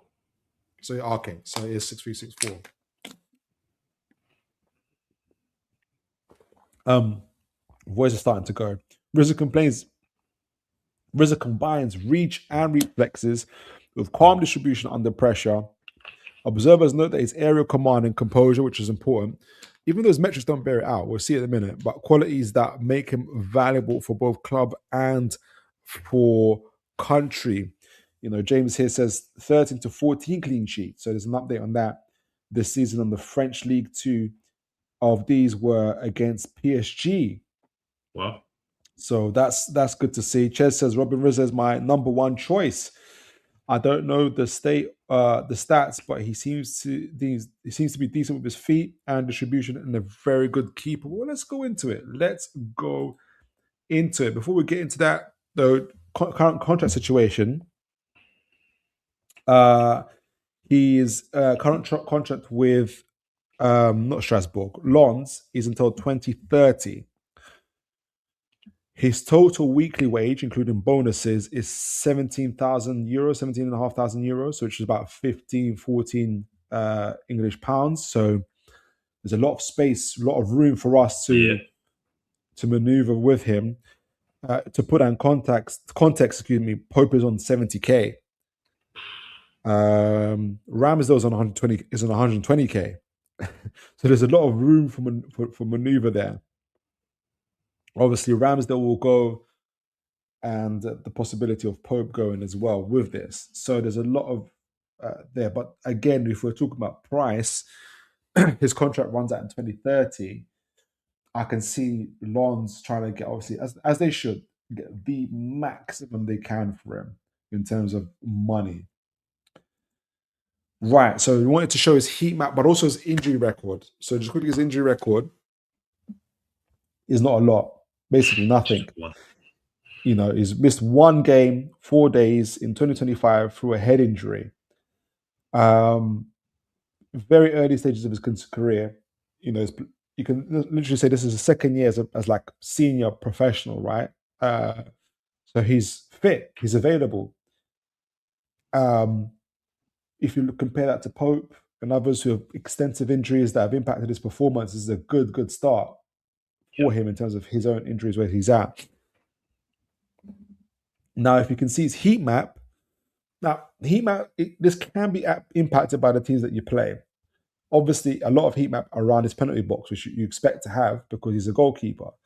But in terms of being good with his feet and bringing the ball out, Yes, there's some heat outside the box, but people will know if you compare it, for instance, to Trafford and Verbruggen, we've seen earlier, there's a lot more heat outside the box for them. But that can come down to obviously for the type of teams that they play for. Does he have ability to be outside the box? Absolutely, he does. But it's important for us to see that, that's where as he is at the moment as well.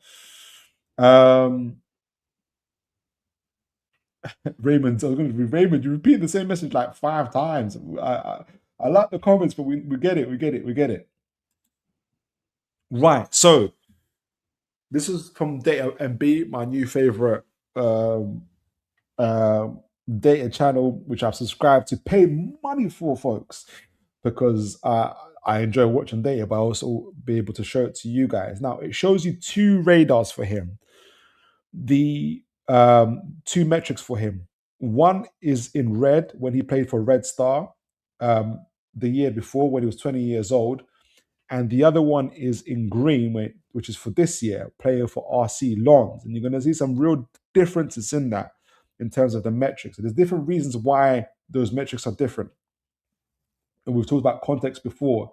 If you play for a team, for instance, that is on the counter, always playing back against the wall, you're going to see a goalkeeper that is obviously far more active in having to save.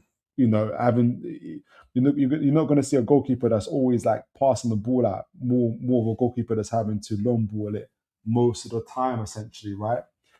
But if you look at him, but there's also some kind of metrics that you see that you see quite consistently for them. So you can see around interceptions, passes, long passes percentage, just the amount of times they pass it out, hit it long, essentially, which again varies to what the tactics of the team wants. Short passes, PS, and this is the most important ones that I've been looking for.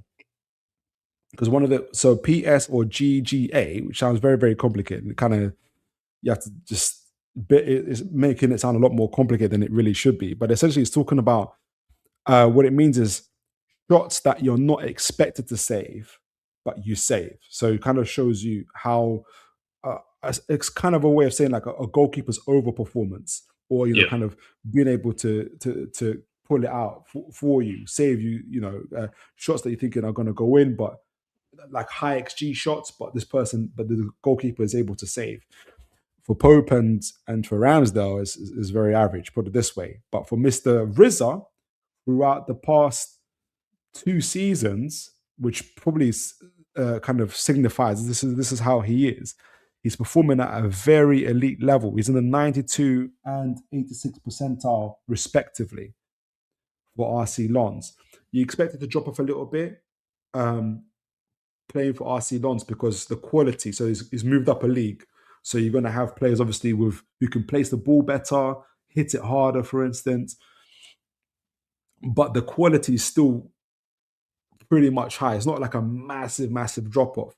And actually, guys, if you look at different goalkeepers, you're going to see that quality for goalkeepers drop and come back up as they go up in different leagues. Sometimes it takes goalkeepers a little while to adjust, so you see that drop off.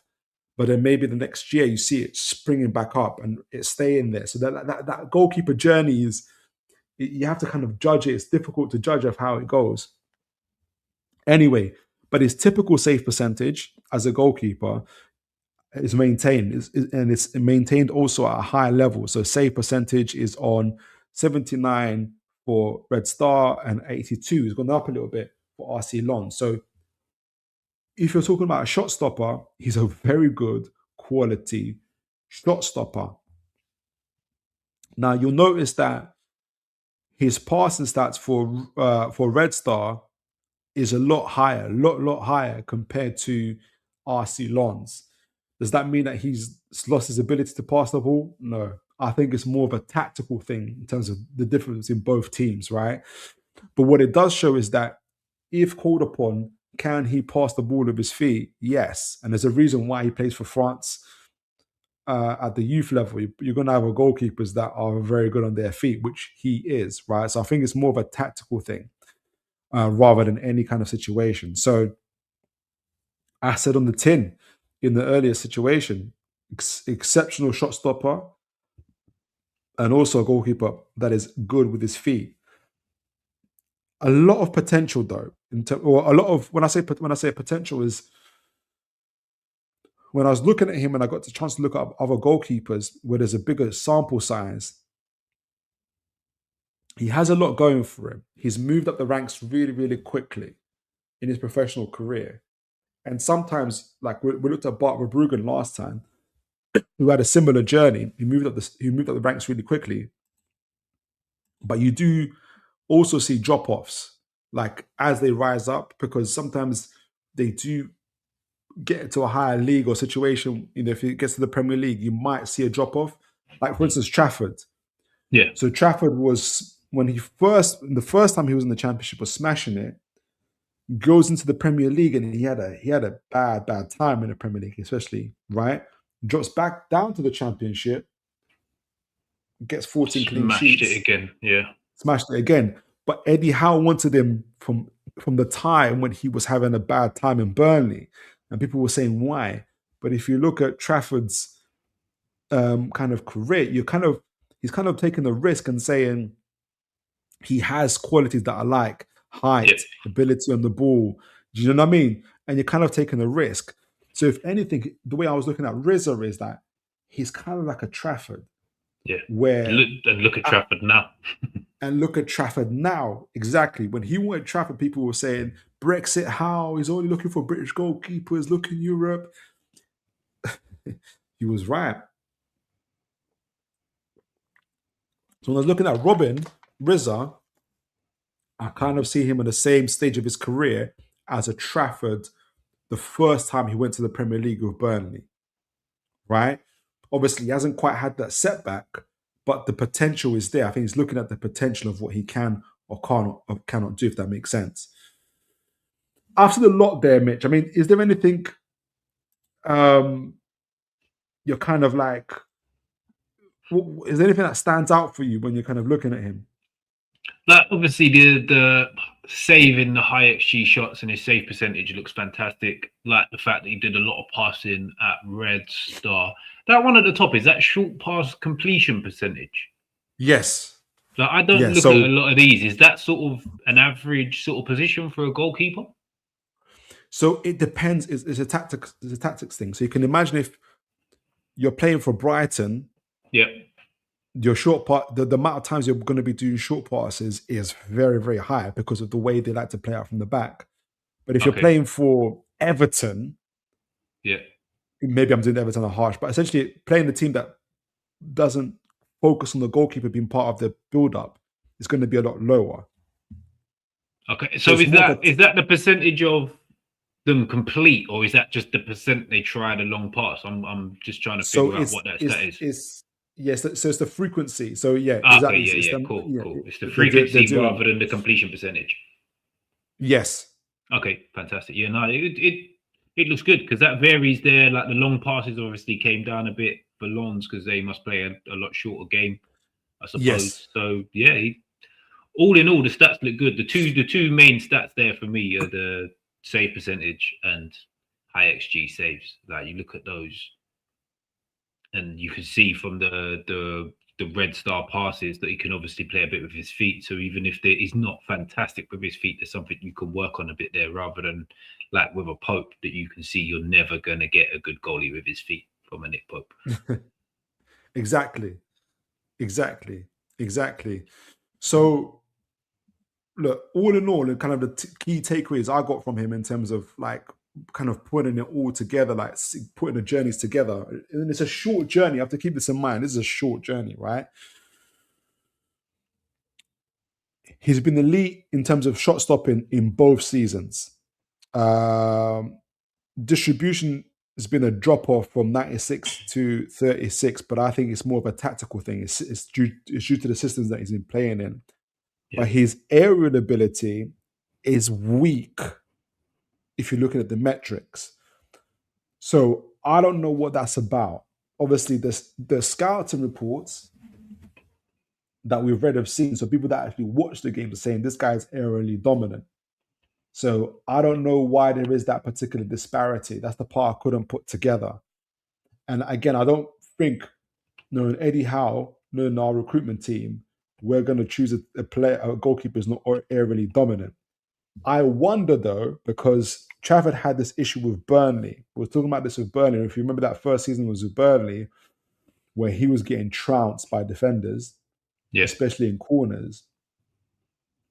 And someone mentioned it, and you'll know, I don't know if what you think about this, is what they were saying is that this is part of the reason for this is due to the defenders. So Burnley had really short defenders, non-aggressive in the box, and this impacted the goalkeeper. If he's in a more sturdy defense, where he's got a little bit more protection, you see that coming out a little bit more. I've seen his games against City, and he's absolutely fine. And against us, like really playing for City. So I don't know what it was like playing for Strasbourg and for Lens, and for, if that's the case. But that is something to keep an eye on, essentially.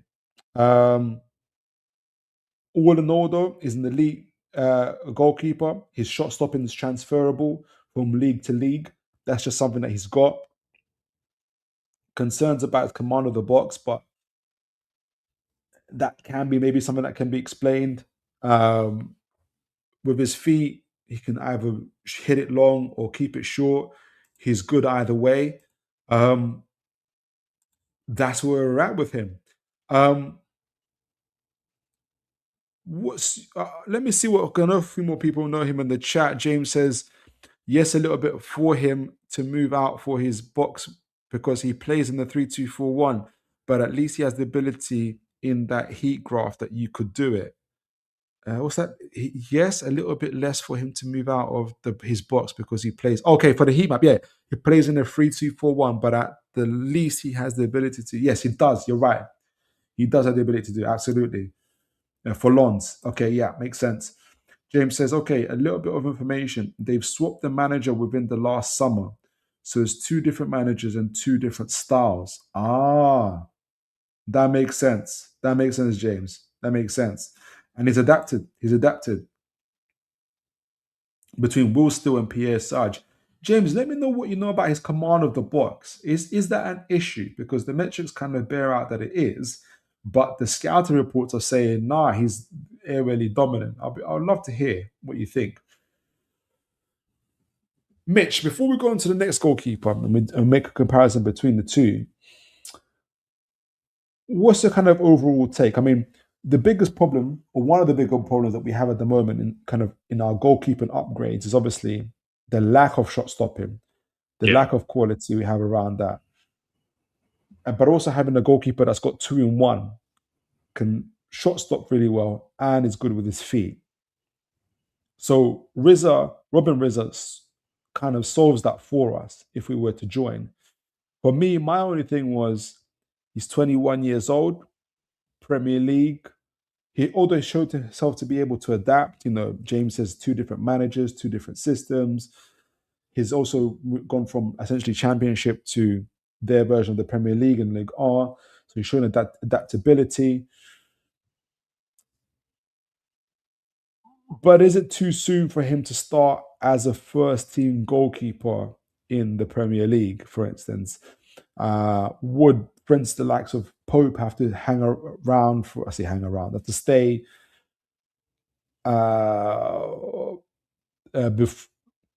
to stay and give Robin that kind of chance to kind of show himself, prove himself to be what he is, which is an elite goalkeeper. I mean, what's your initial thoughts on all of that? I would worry about his age a little bit, but he's a big lad, to be fair. So if he's nearly 6'4", like the keepers we see that come over and struggle are normally they're very good goalies, but they're not that big, like 6'1", 6'2", maybe 6'3" at a max. So they struggle with the physical stuff. At nearly 6'4", you're coming out and claiming stuff without really having to get into too big of physical battles. I'd have to watch some clips of him to see what he's really like, because obviously his shot stopping is fantastic, but that command of the box does look a little bit worrying. But it could just be a case of they play a low block. He's told not to come. He's told to stay on his line. Could be something along them lines. But yeah, I'll have to watch a few clips. But that bit is a bit of a worry. I'd want someone who had a decent command of his box as well, rather than someone who didn't come out and claim stuff in the air. And it is over 2 seasons as well, so it's not just like a one-off. Yeah. So, but James says here, exactly. James says, from the data I have, he has some of the lowest percentages of losses in the French league. So I disagree with his control of the box. I've seen him watch. I've been watching them a little, and it's showing the same evidence. Okay. James says he's the same level of Garcia, only conceding less than 30 goals. So it's not the goals necessarily, but I don't know. What's he like in claiming crosses, for instance, or open play crosses? And I think that's what they're talking about, like command of the box. Like, because if you're looking at the data here, aerials 1, it's very low. Like, this is super, super duper low. And like Mitch, I would love to know what the reason behind that is. So if you know, James, or anybody else, please do let us know. Maybe it's just I'm sure there's an explanation for it. All right, so you're like, he's young. I didn't catch the last part you said, Mitch, though. But do you think would you put him in as a first team goalkeeper? I think if we sign a goalie, he has to go in as first team. If we're signing 2 and one of them's not starting, then fine. But I don't think we can sign a goalie and him not come in to start, because I don't think either of us at the minute are good enough to go into next season as first choice. We need a first choice goalkeeper, 100%. And if it was Risser, would you be like, okay, cool, or would you be worried? Just looking at the stats, I'd be worried about the box command. I'd like to know what he's like on the sweeper keeper sort of stats as well, to be fair. How good he is at coming out. Does he play with a high line? Is he comfortable with it? Yeah. I'd be interested to see. Part. So he's... Go on. The red line looks like in a relatively decent place. It's reduced a bit with the green, but then that might be because they play a deeper line, so he might not have to sweep as much. True. So yeah, that's the only other thing that I feel that we need in the way that we play. Someone who comes out and who sweeps up pretty well, good with their feet, good shot stopper, and then that decent command of the box. Because that looks pretty bad there. His command of the box is a bit of a red flag. I agree. Well, keep him in mind. We're going to show one more goalkeeper whose journey is very, very interesting, and we're talking about like, the journey of development of a goalkeeper. This is what kind of got my train of thought thinking. And what's good about Data MB is that you don't see it on the screen here, but it shows you at the bottom of the screen. You can do the settings and say, who does this person's like current development match compared to others? So you can say, for instance, oh, this is the same as Neuer, for instance, at this stage of their career, type of thing. Okay. So it gives you an idea. So the same for Trafford. So I think obviously Eddie Howe, all the agreement and stuff I'm looking at is, how is this person's data tracking? What are they projected to be like? And so far they've been on the money. So the next bit is, just want to catch this from James. James says, give me till Tuesday or a little bit more research on him, but I would still say he is one of our better choices. Fair enough, James. I trust you on that. Absolutely. Thanks for that. Right. So where are we? The next one is, and I'll be honest about this, Mitch. I've been ignoring this news because this is maybe my snobbery. And I don't know why, because it's Trafford. No. There's 2 reasons why. Carl Rushworth, 2001 date of birth. So he's 24 years old, going to be 25 in July. And he's playing in the Championship with Coventry. Yeah. So that was the main thing why I've been. This is my snobbery coming across until I understood a little bit more the goalkeeper's journey. Where I was like, why are we looking at a guy who's still in the Championship in his mid-20s? And so I kind of dismissed the story.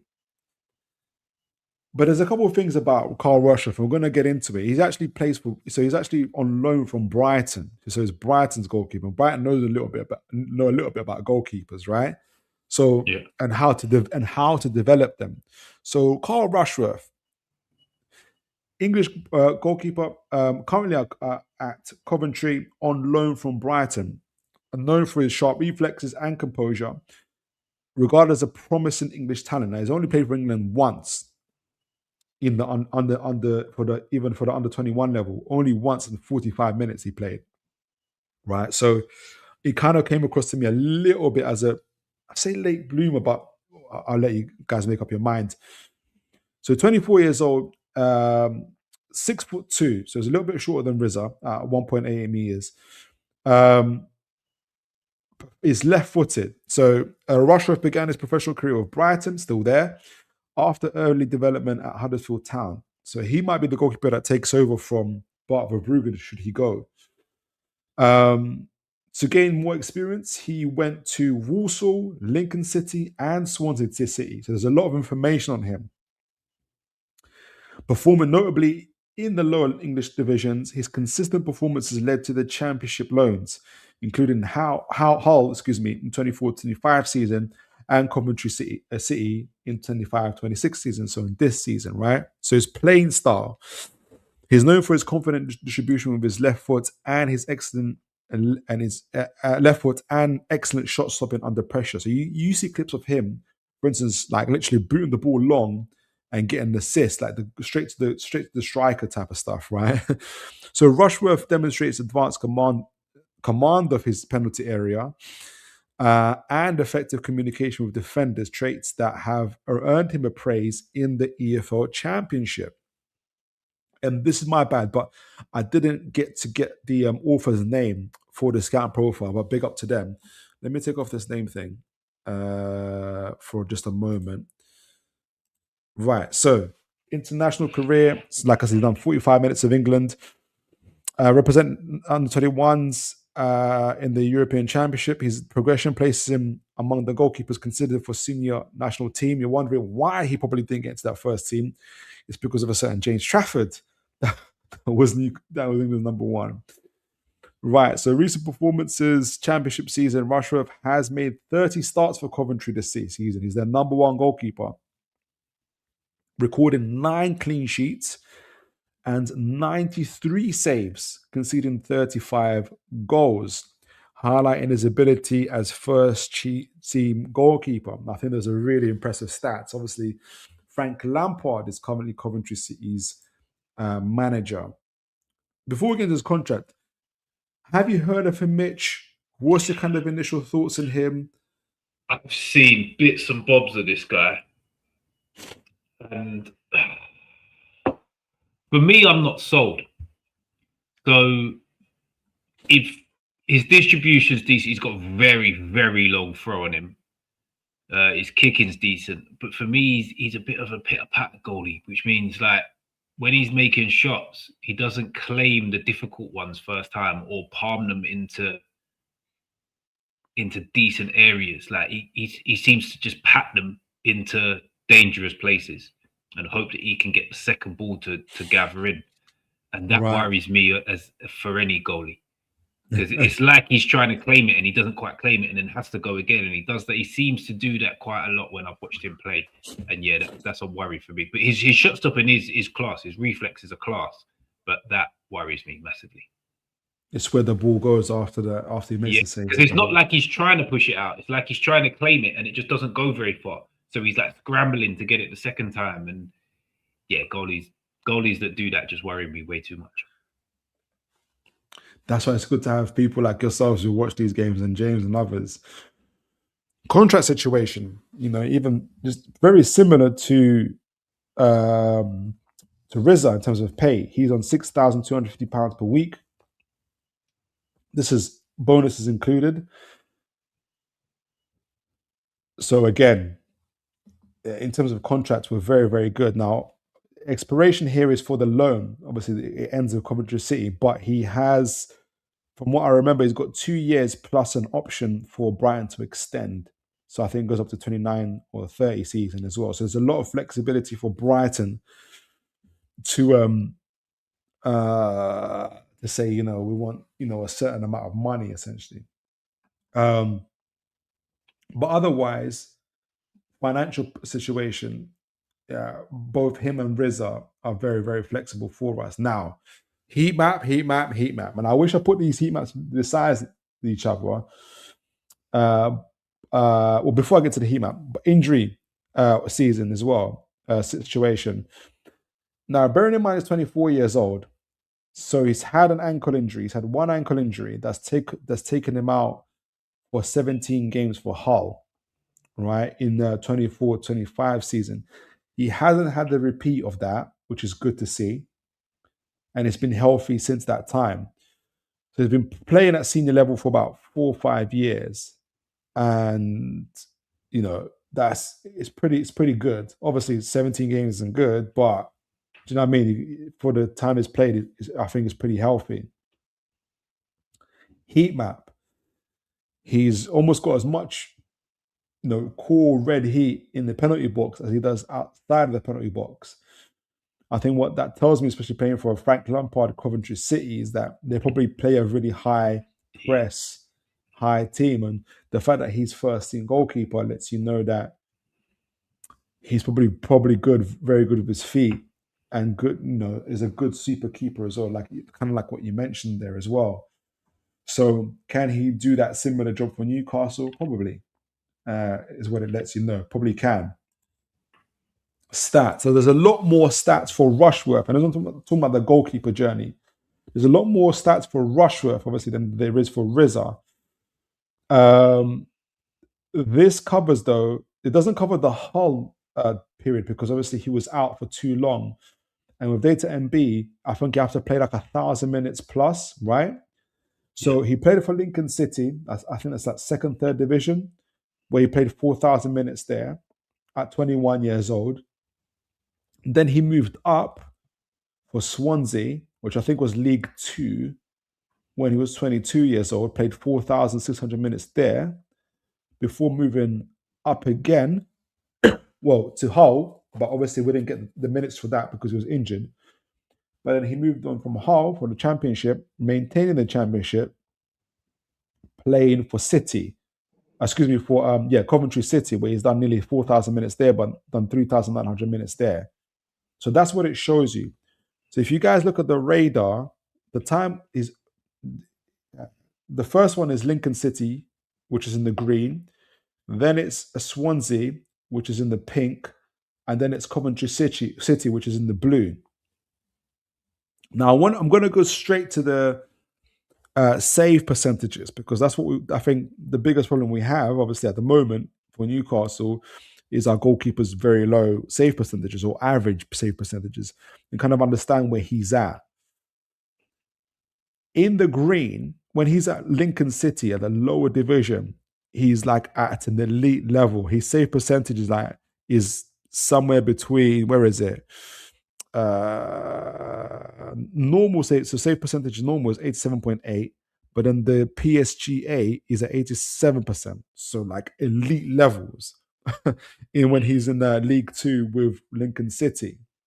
However, when he goes to Swansea City at 22 years old, these both drop off dramatically, where he goes from 70 percentile for Lincoln City to 33 percentile at Swansea City. So that's for the areas one. For the save percentages, he goes from 87 to 45 for save percentages at Swansea City. And for the PSGA, he goes from 87 percentile for Lincoln City to 56 percentile. And this is what I mean about the goalkeeper's journey, because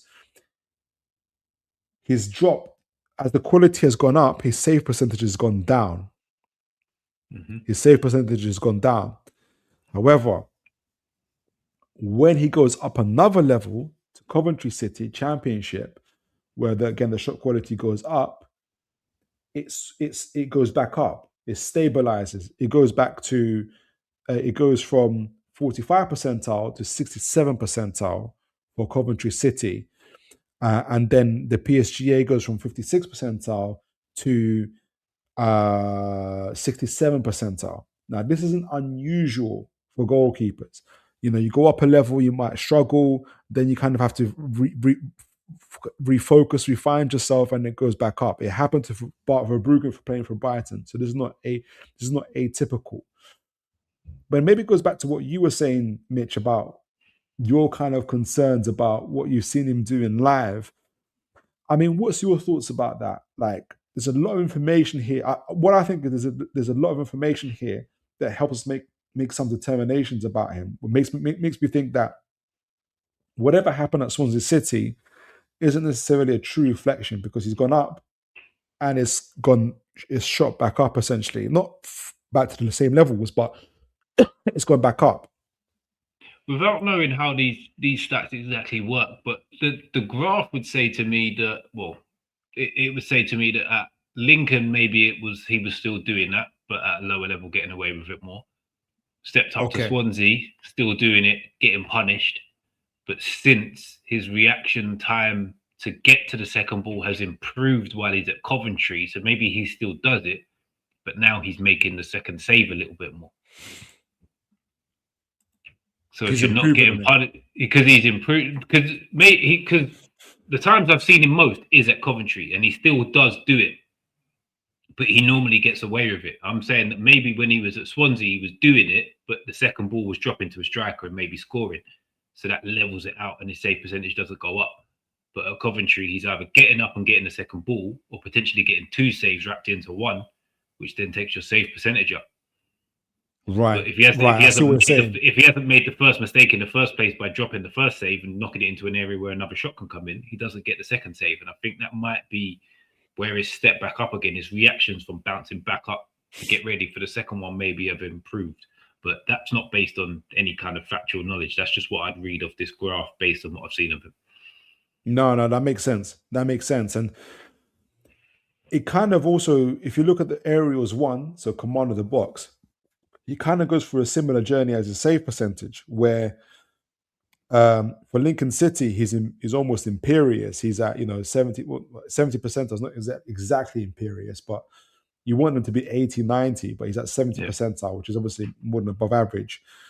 It drops again dramatically when he goes up a level to Swansea City to 33 percentile, right? And he goes back up to 64 percentile playing for Coventry City.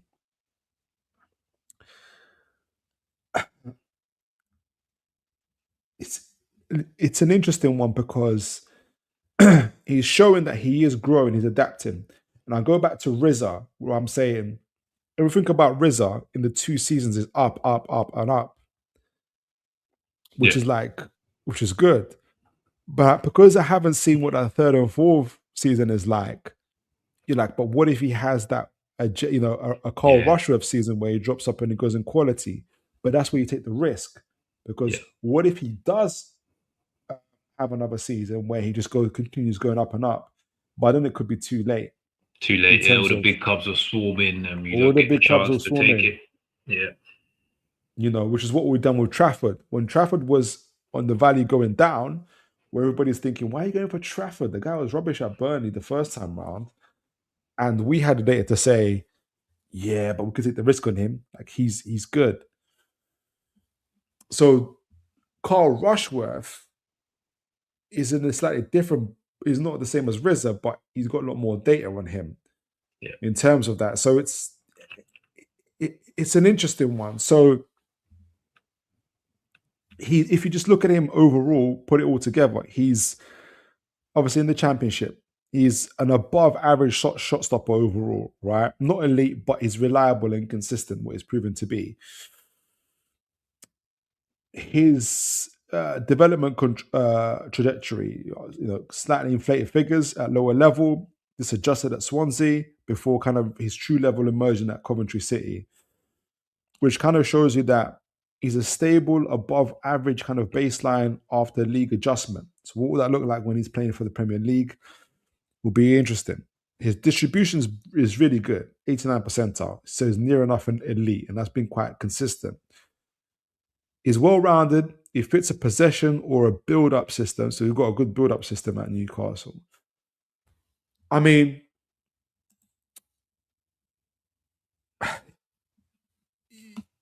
he has limitations. He's not an elite shot stopper. You kind of pointed that out already. He is a modern ball-playing goalkeeper, but not an elite shot stopper. He's a reliable, system-friendly goalkeeper with a good distribution and just an above-average shot stopper. I mean, if Newcastle do go for him, Mitch, I'm going to make the comparisons between him and Risser in a minute. I just want to get this from you, Mitch.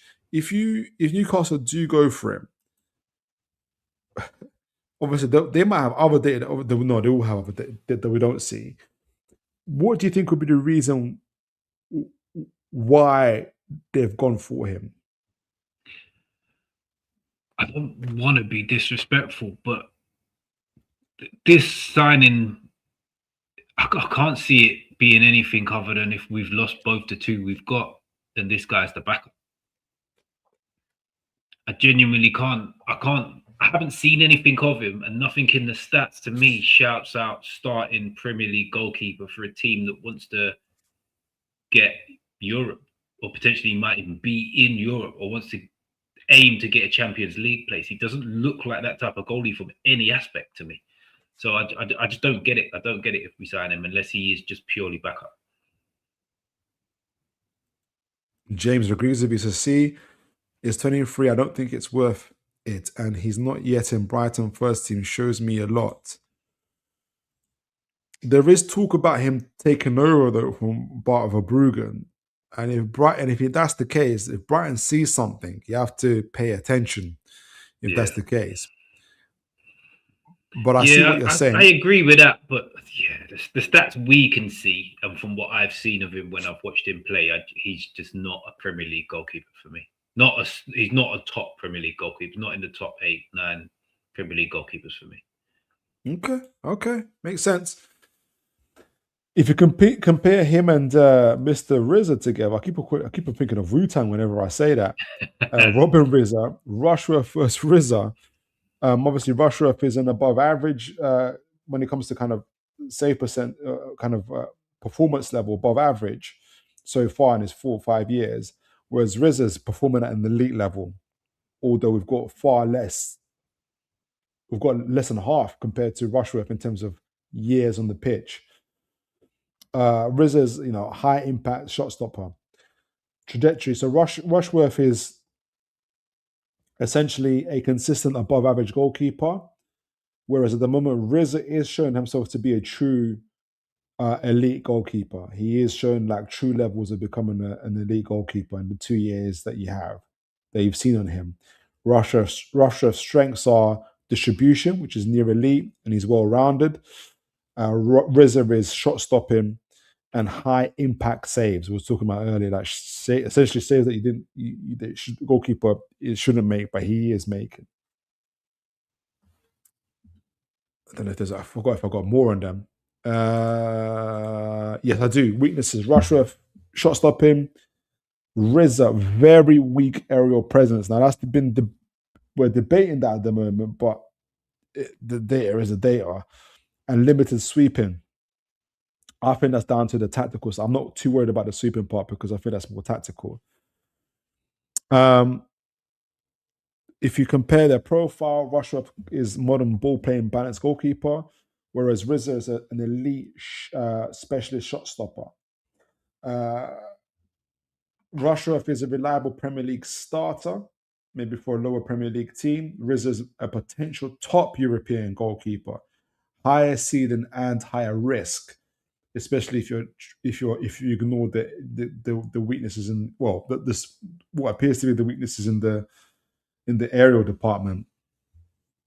Rushworth is a safer system-friendly option. Risser is a higher upside and a game-changing goalkeeper.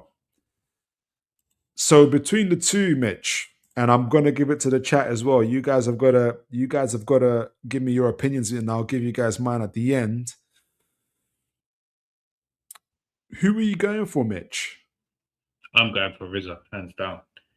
The aerial stuff worries me, but there's reports saying that he's decent aerially, which kind of combats that. But the stats are still worrying. His shot stopping is just standout by far. You want your goalie to save a high volume of shots, and you want him to save difficult shots. And Risser seems to do that. Yeah, but that's literally just based off the stats. I'm watching Rushworth and not fancying him whatsoever, so I've got to go for Risser. Yeah. I'm kind of caught in between the two a little bit. What I've learned, especially doing the research, obviously we looked at Bart Verbruggen, Trafford, looking at the goalkeeper journey. It's different compared to looking at players for me, like kind of understanding where they're at. You saw, like, I was thinking when I was kind of saying, why is this, why 1 minute save percentages are through the roof, second minute they're lower. If you compare Rushworth, obviously, because he's got 4 or 5 years on him, there's a lot more data to look at. And we can make a more comprehensive view. I think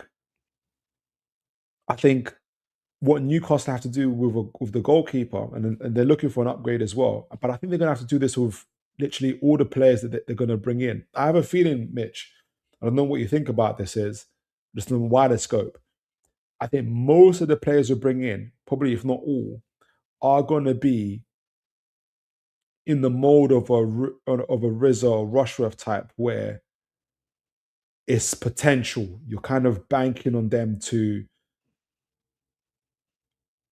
you're going off trajectory. You're not going for established stars, if that makes sense. You're trying to get them before they become that player. You're looking at next up. You're looking at next up as well. And historically, we've been all right. It's like Sven Botman before he got injured. It's like if he didn't get injured, we'd be flying now. He'd be the name in all the reports of he's leaving Newcastle in the summer. Yeah. Malik Chow's, he's probably still similar. Like Milan fans didn't rate him massively, but I think he's better than I thought he was going to be. Tino Livramento's gone through the roof. Lewis Hall's gone through the roof. Bruno Gomes was kind of known when he came in, gone through the roof. Alexander Isak was arguably the best striker in the world while he was with us. And no one would have said that before he joined. Anthony Gordon, his ceiling went up massively. We've got a history of doing this. So if we could get them guys that are potentially the next up, they're just on the cusp of making that next move into the next echelon of player, then I'm all for it. I agree. I think when they say that, when you compare Risser to Rushworth, it is a higher risk because you've only got 2 years to work from in terms of looking at data. Obviously, Newcastle are going to have more data to work from. But if we're looking at it from our point of view, but it's a higher ceiling. Whatever way you're looking at it, the guy's save percentage literally didn't budge in terms of the different levels in league. And this guy's getting clean sheets against PSG. Right? And if you look at his national level from 15, 16 up, it's constant up. He plays 2-3 games up next age group, plays 2-3 games next age group, plays 2-3 games next age group. So from that alone, you know that he's highly, highly, highly thought of. Yeah. If you take into account, though, Ramsey's going to go, obviously, so that you save up more money. But I think if we do get Risser, for instance, we're keeping Pope. Okay. Because his age, we don't know exactly how he's going to respond. Maybe the first 6 months is nightmare, and the next 6 months is incredible. But in that 6 months where it's a nightmare, you need a quality goalkeeper beside him to manage things. Like for instance, if we got Trafford or Bart Verbruggen now, Pope and Ramsden winner is going, but Pope is going. Do you know what I mean? But could you not see one of these two and a starter? Like a certified starter, like a goalie that. So both Pope and Ramsdale go. We sign one of these two that we've looked at today, and then someone that comes in and you're like, actually, yeah, I'm confident this guy's surefire to start, because you're looking at the money they're going to cost on wages. You could double this. Risser was on something like 14k. So you could double that. He's on 28, which is peanuts compared to what the other two goalies are on. And say you get him for 15 mil, but you can get another goalie in who's a certified starter for 25, who's on 60k. The only goalkeeper I've got so far, and people might agree with this, I bet James knows who he is. And you ask a great question. I wasn't going to put him up because I thought we're not going to get to him, but I haven't got as much profile on him. But let me just, while I'm speaking to you. So guys, keep these two in mind. The only one I've got in mind, and I was going to do him later, but you've asked a good question. Let me get it here. I'll have to just bring his data up again. Where is it? So can you see the screen? Yeah. All right, so let me get goalkeeper. Is the goalkeeper from Atlanta. Okay. Carnacecchi.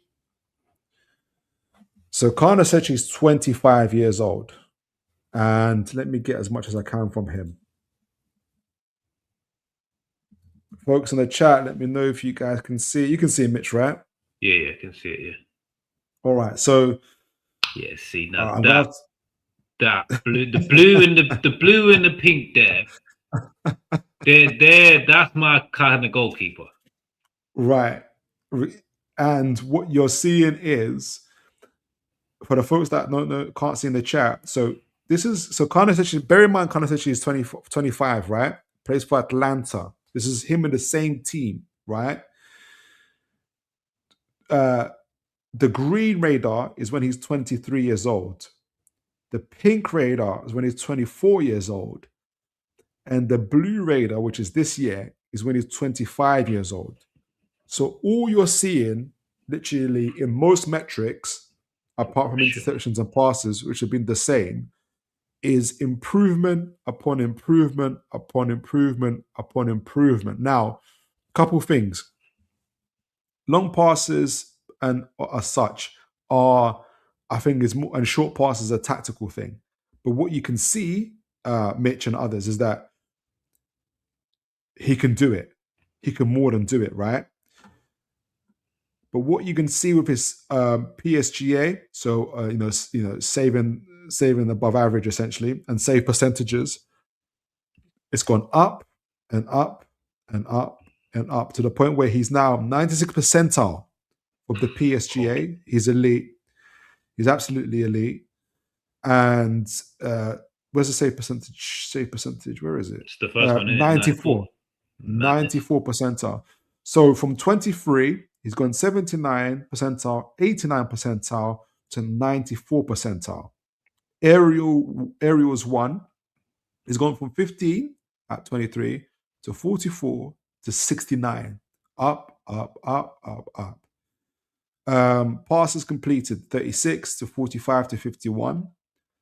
Long passes 26 to 22 to 78.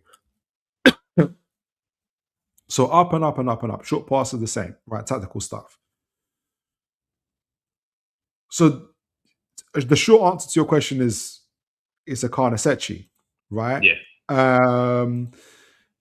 Just looking at his, let me show you. Can you see the capology?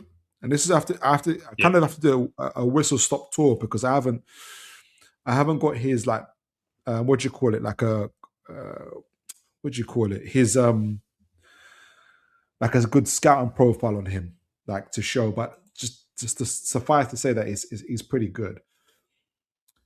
So he's currently on. Oh, I hate these things, man. Reject all. He's currently on 35K all in.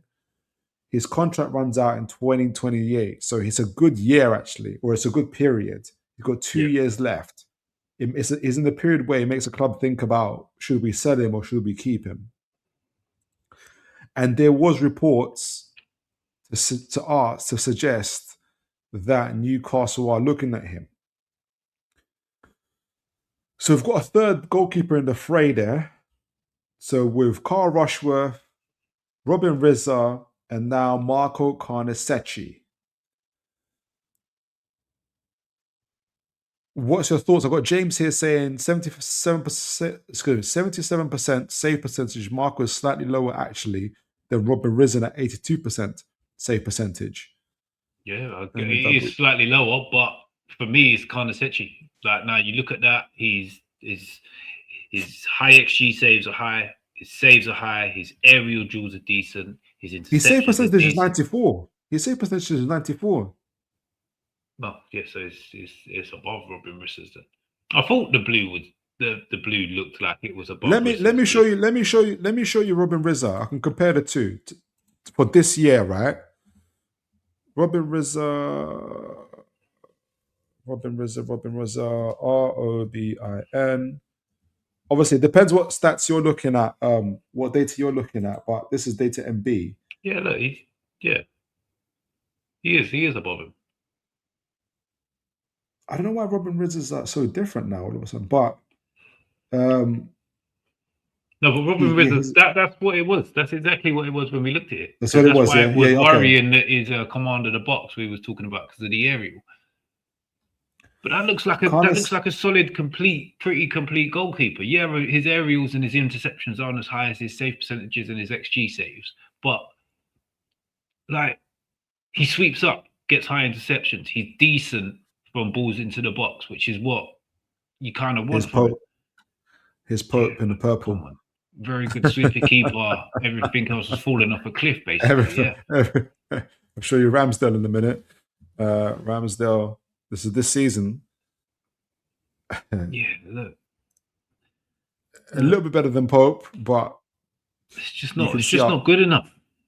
Well, no, actually, it's worse. Look, he's an orange. Ramsdale's an orange. Sure, I didn't see him there. Yeah, it's terrible. Our goalkeepers are terrible, guys. Our goalkeepers are terrible. Yeah. Like that Carnacecchi, and looking at that graph, that's the guy. That kind of guy. That's the kind of pattern we want to see. And you can move the shape round between interceptions, aerial duels, save percentages, and XG saves. You can move that shape around, but as long as it's similar across those four, then that's the kind of goalie you want. That is exceptional at a couple of those, and then sort of the higher end of good at the rest. You don't want one of them to be like poor because that, especially in the like aerial duels in the Premier League with the long throws and the corners and the set pieces. No, that's key. You want someone that's going to come and claim stuff. We play a high line. You need a sweeper keeper. Like every top team has a goalie that made bad boy saves every now and again, a match winner in goal at the same time as strikers that put the ball in the net. Every top team has one. You need that 100%. Leon is hurting my feelings and saying Arsenal and Man. Why is Arsenal looking at him? Why are Man United looking at him? They've just bought a goalie. Arsenal as well. They got Raya. Auction. It could be an auction. And you make a point there. You said, "Well, I'm looking at the whole season, including Champions League," and I think that probably adds to the point. So I can imagine it probably drops a little bit because he's playing Champions League, but he's playing Champions League. Yeah. Risser isn't, and I think that there's a lot more data on Carnacecchi, and it's like all it is up and up and up and up. Yeah. I think is what we're saying. Let me just quickly see because I can't remember what the link where we are with him recently, but the bass in your voice is like lightened up like as soon as you saw Carnacecchi. So I think you're. But that's like the perfect graph. Like it's not the perfect graph for a goalkeeper, but like for where we are now, that's the kind of goalie we should be aiming at. That type of goalie that just completely like it takes the needle so far round that it breaks. Like from where we are now to that, it's night and day. It's exactly what we need to do in a goalie situation. Go out, absolutely, slap 30, 35 mil on this geezer, double his wages, bow, done. If Pope stays, great, he could be the backup. If not, find a young Don that's going to be comfortable playing behind him for a few years, get in the cup games if that's what we want to do, and bring him up to a level. Then fantastic. That's the best way to go about these things, man. I can't see any links to Newcastle though. That's the only thing. I can't see any links to Newcastle.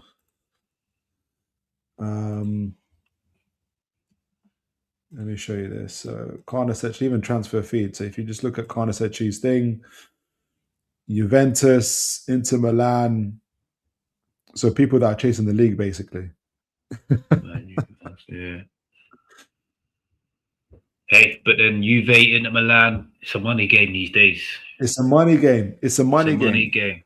Go out there and bully the Italian clubs with money. That's no disrespect to the Italian league, but all of the top 10 in England can bully the top 2 in Italy when it comes to the money game. And no, absolutely. That's what you've got to do to get these players.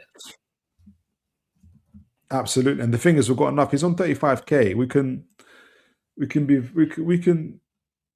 you know, I mean, we can be flexible. Double it, he's on similar to what Pope's on. He's on 50 grand less than what Ramsdale's on.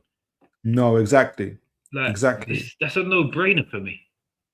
So for you, does it go Carnacecchi, Risser, Rushworth? Yes. Yes, 100%. Okay.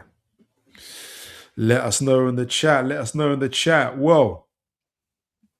I hope, do look out for any links for Carnacecchi. At the moment, it's Risser, and it's, I think the only reason if we were to go for Risser, again, I don't mind if we go for Risser. Like, there's a high ceiling, there's a high risk, but there's a high ceiling. But I think we keep Pope because he's so young, because Risser's so young, and you need someone next to him. If you get Carnacecchi, you're probably getting rid of Pope. Do you know what I think? And this is probably going to sound strange. I think if we're keeping one, we keep Ramsdale. No. 20 million with 120k on the wages. Maybe we roll out another. If Southampton don't come up, maybe we roll out another loan again. But could be actually, yeah, that could be. I don't see us keeping Pope. I just don't see it. He's falling off a cliff massively, and for us to be starting the lone goalie while both are fit says to me that Pope's done here.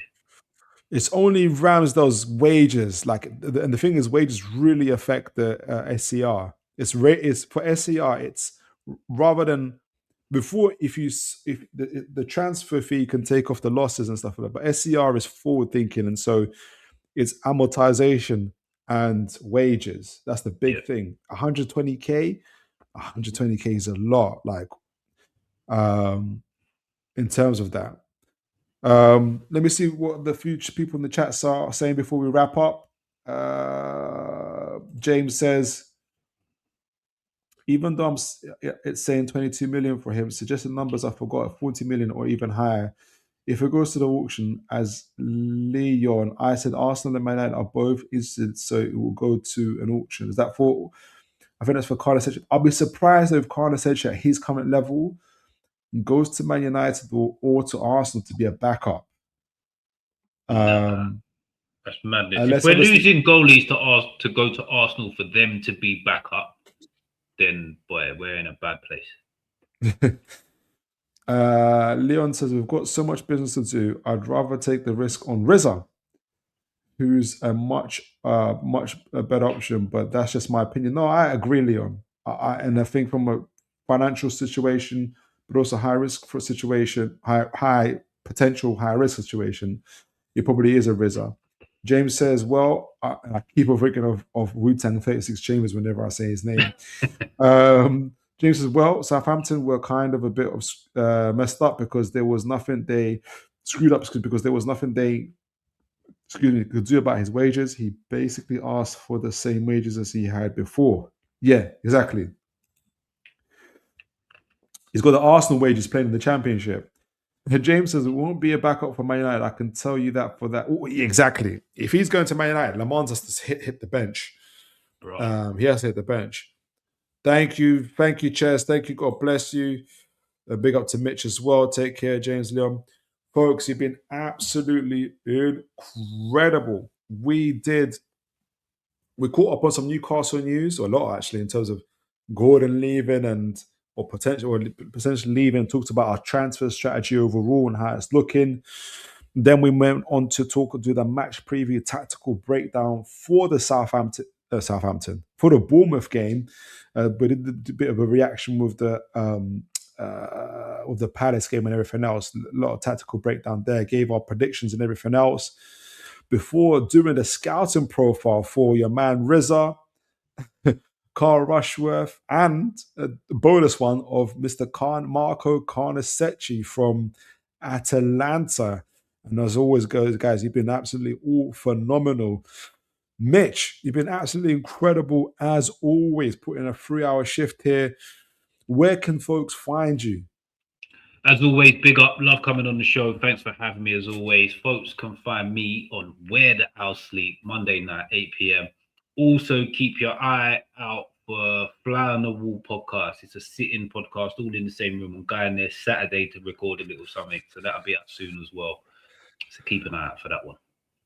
Get on that, folks. And please do remember, like, share, and subscribe. As always, folks, make sure you look after each other. And God bless you all, folks. Take care.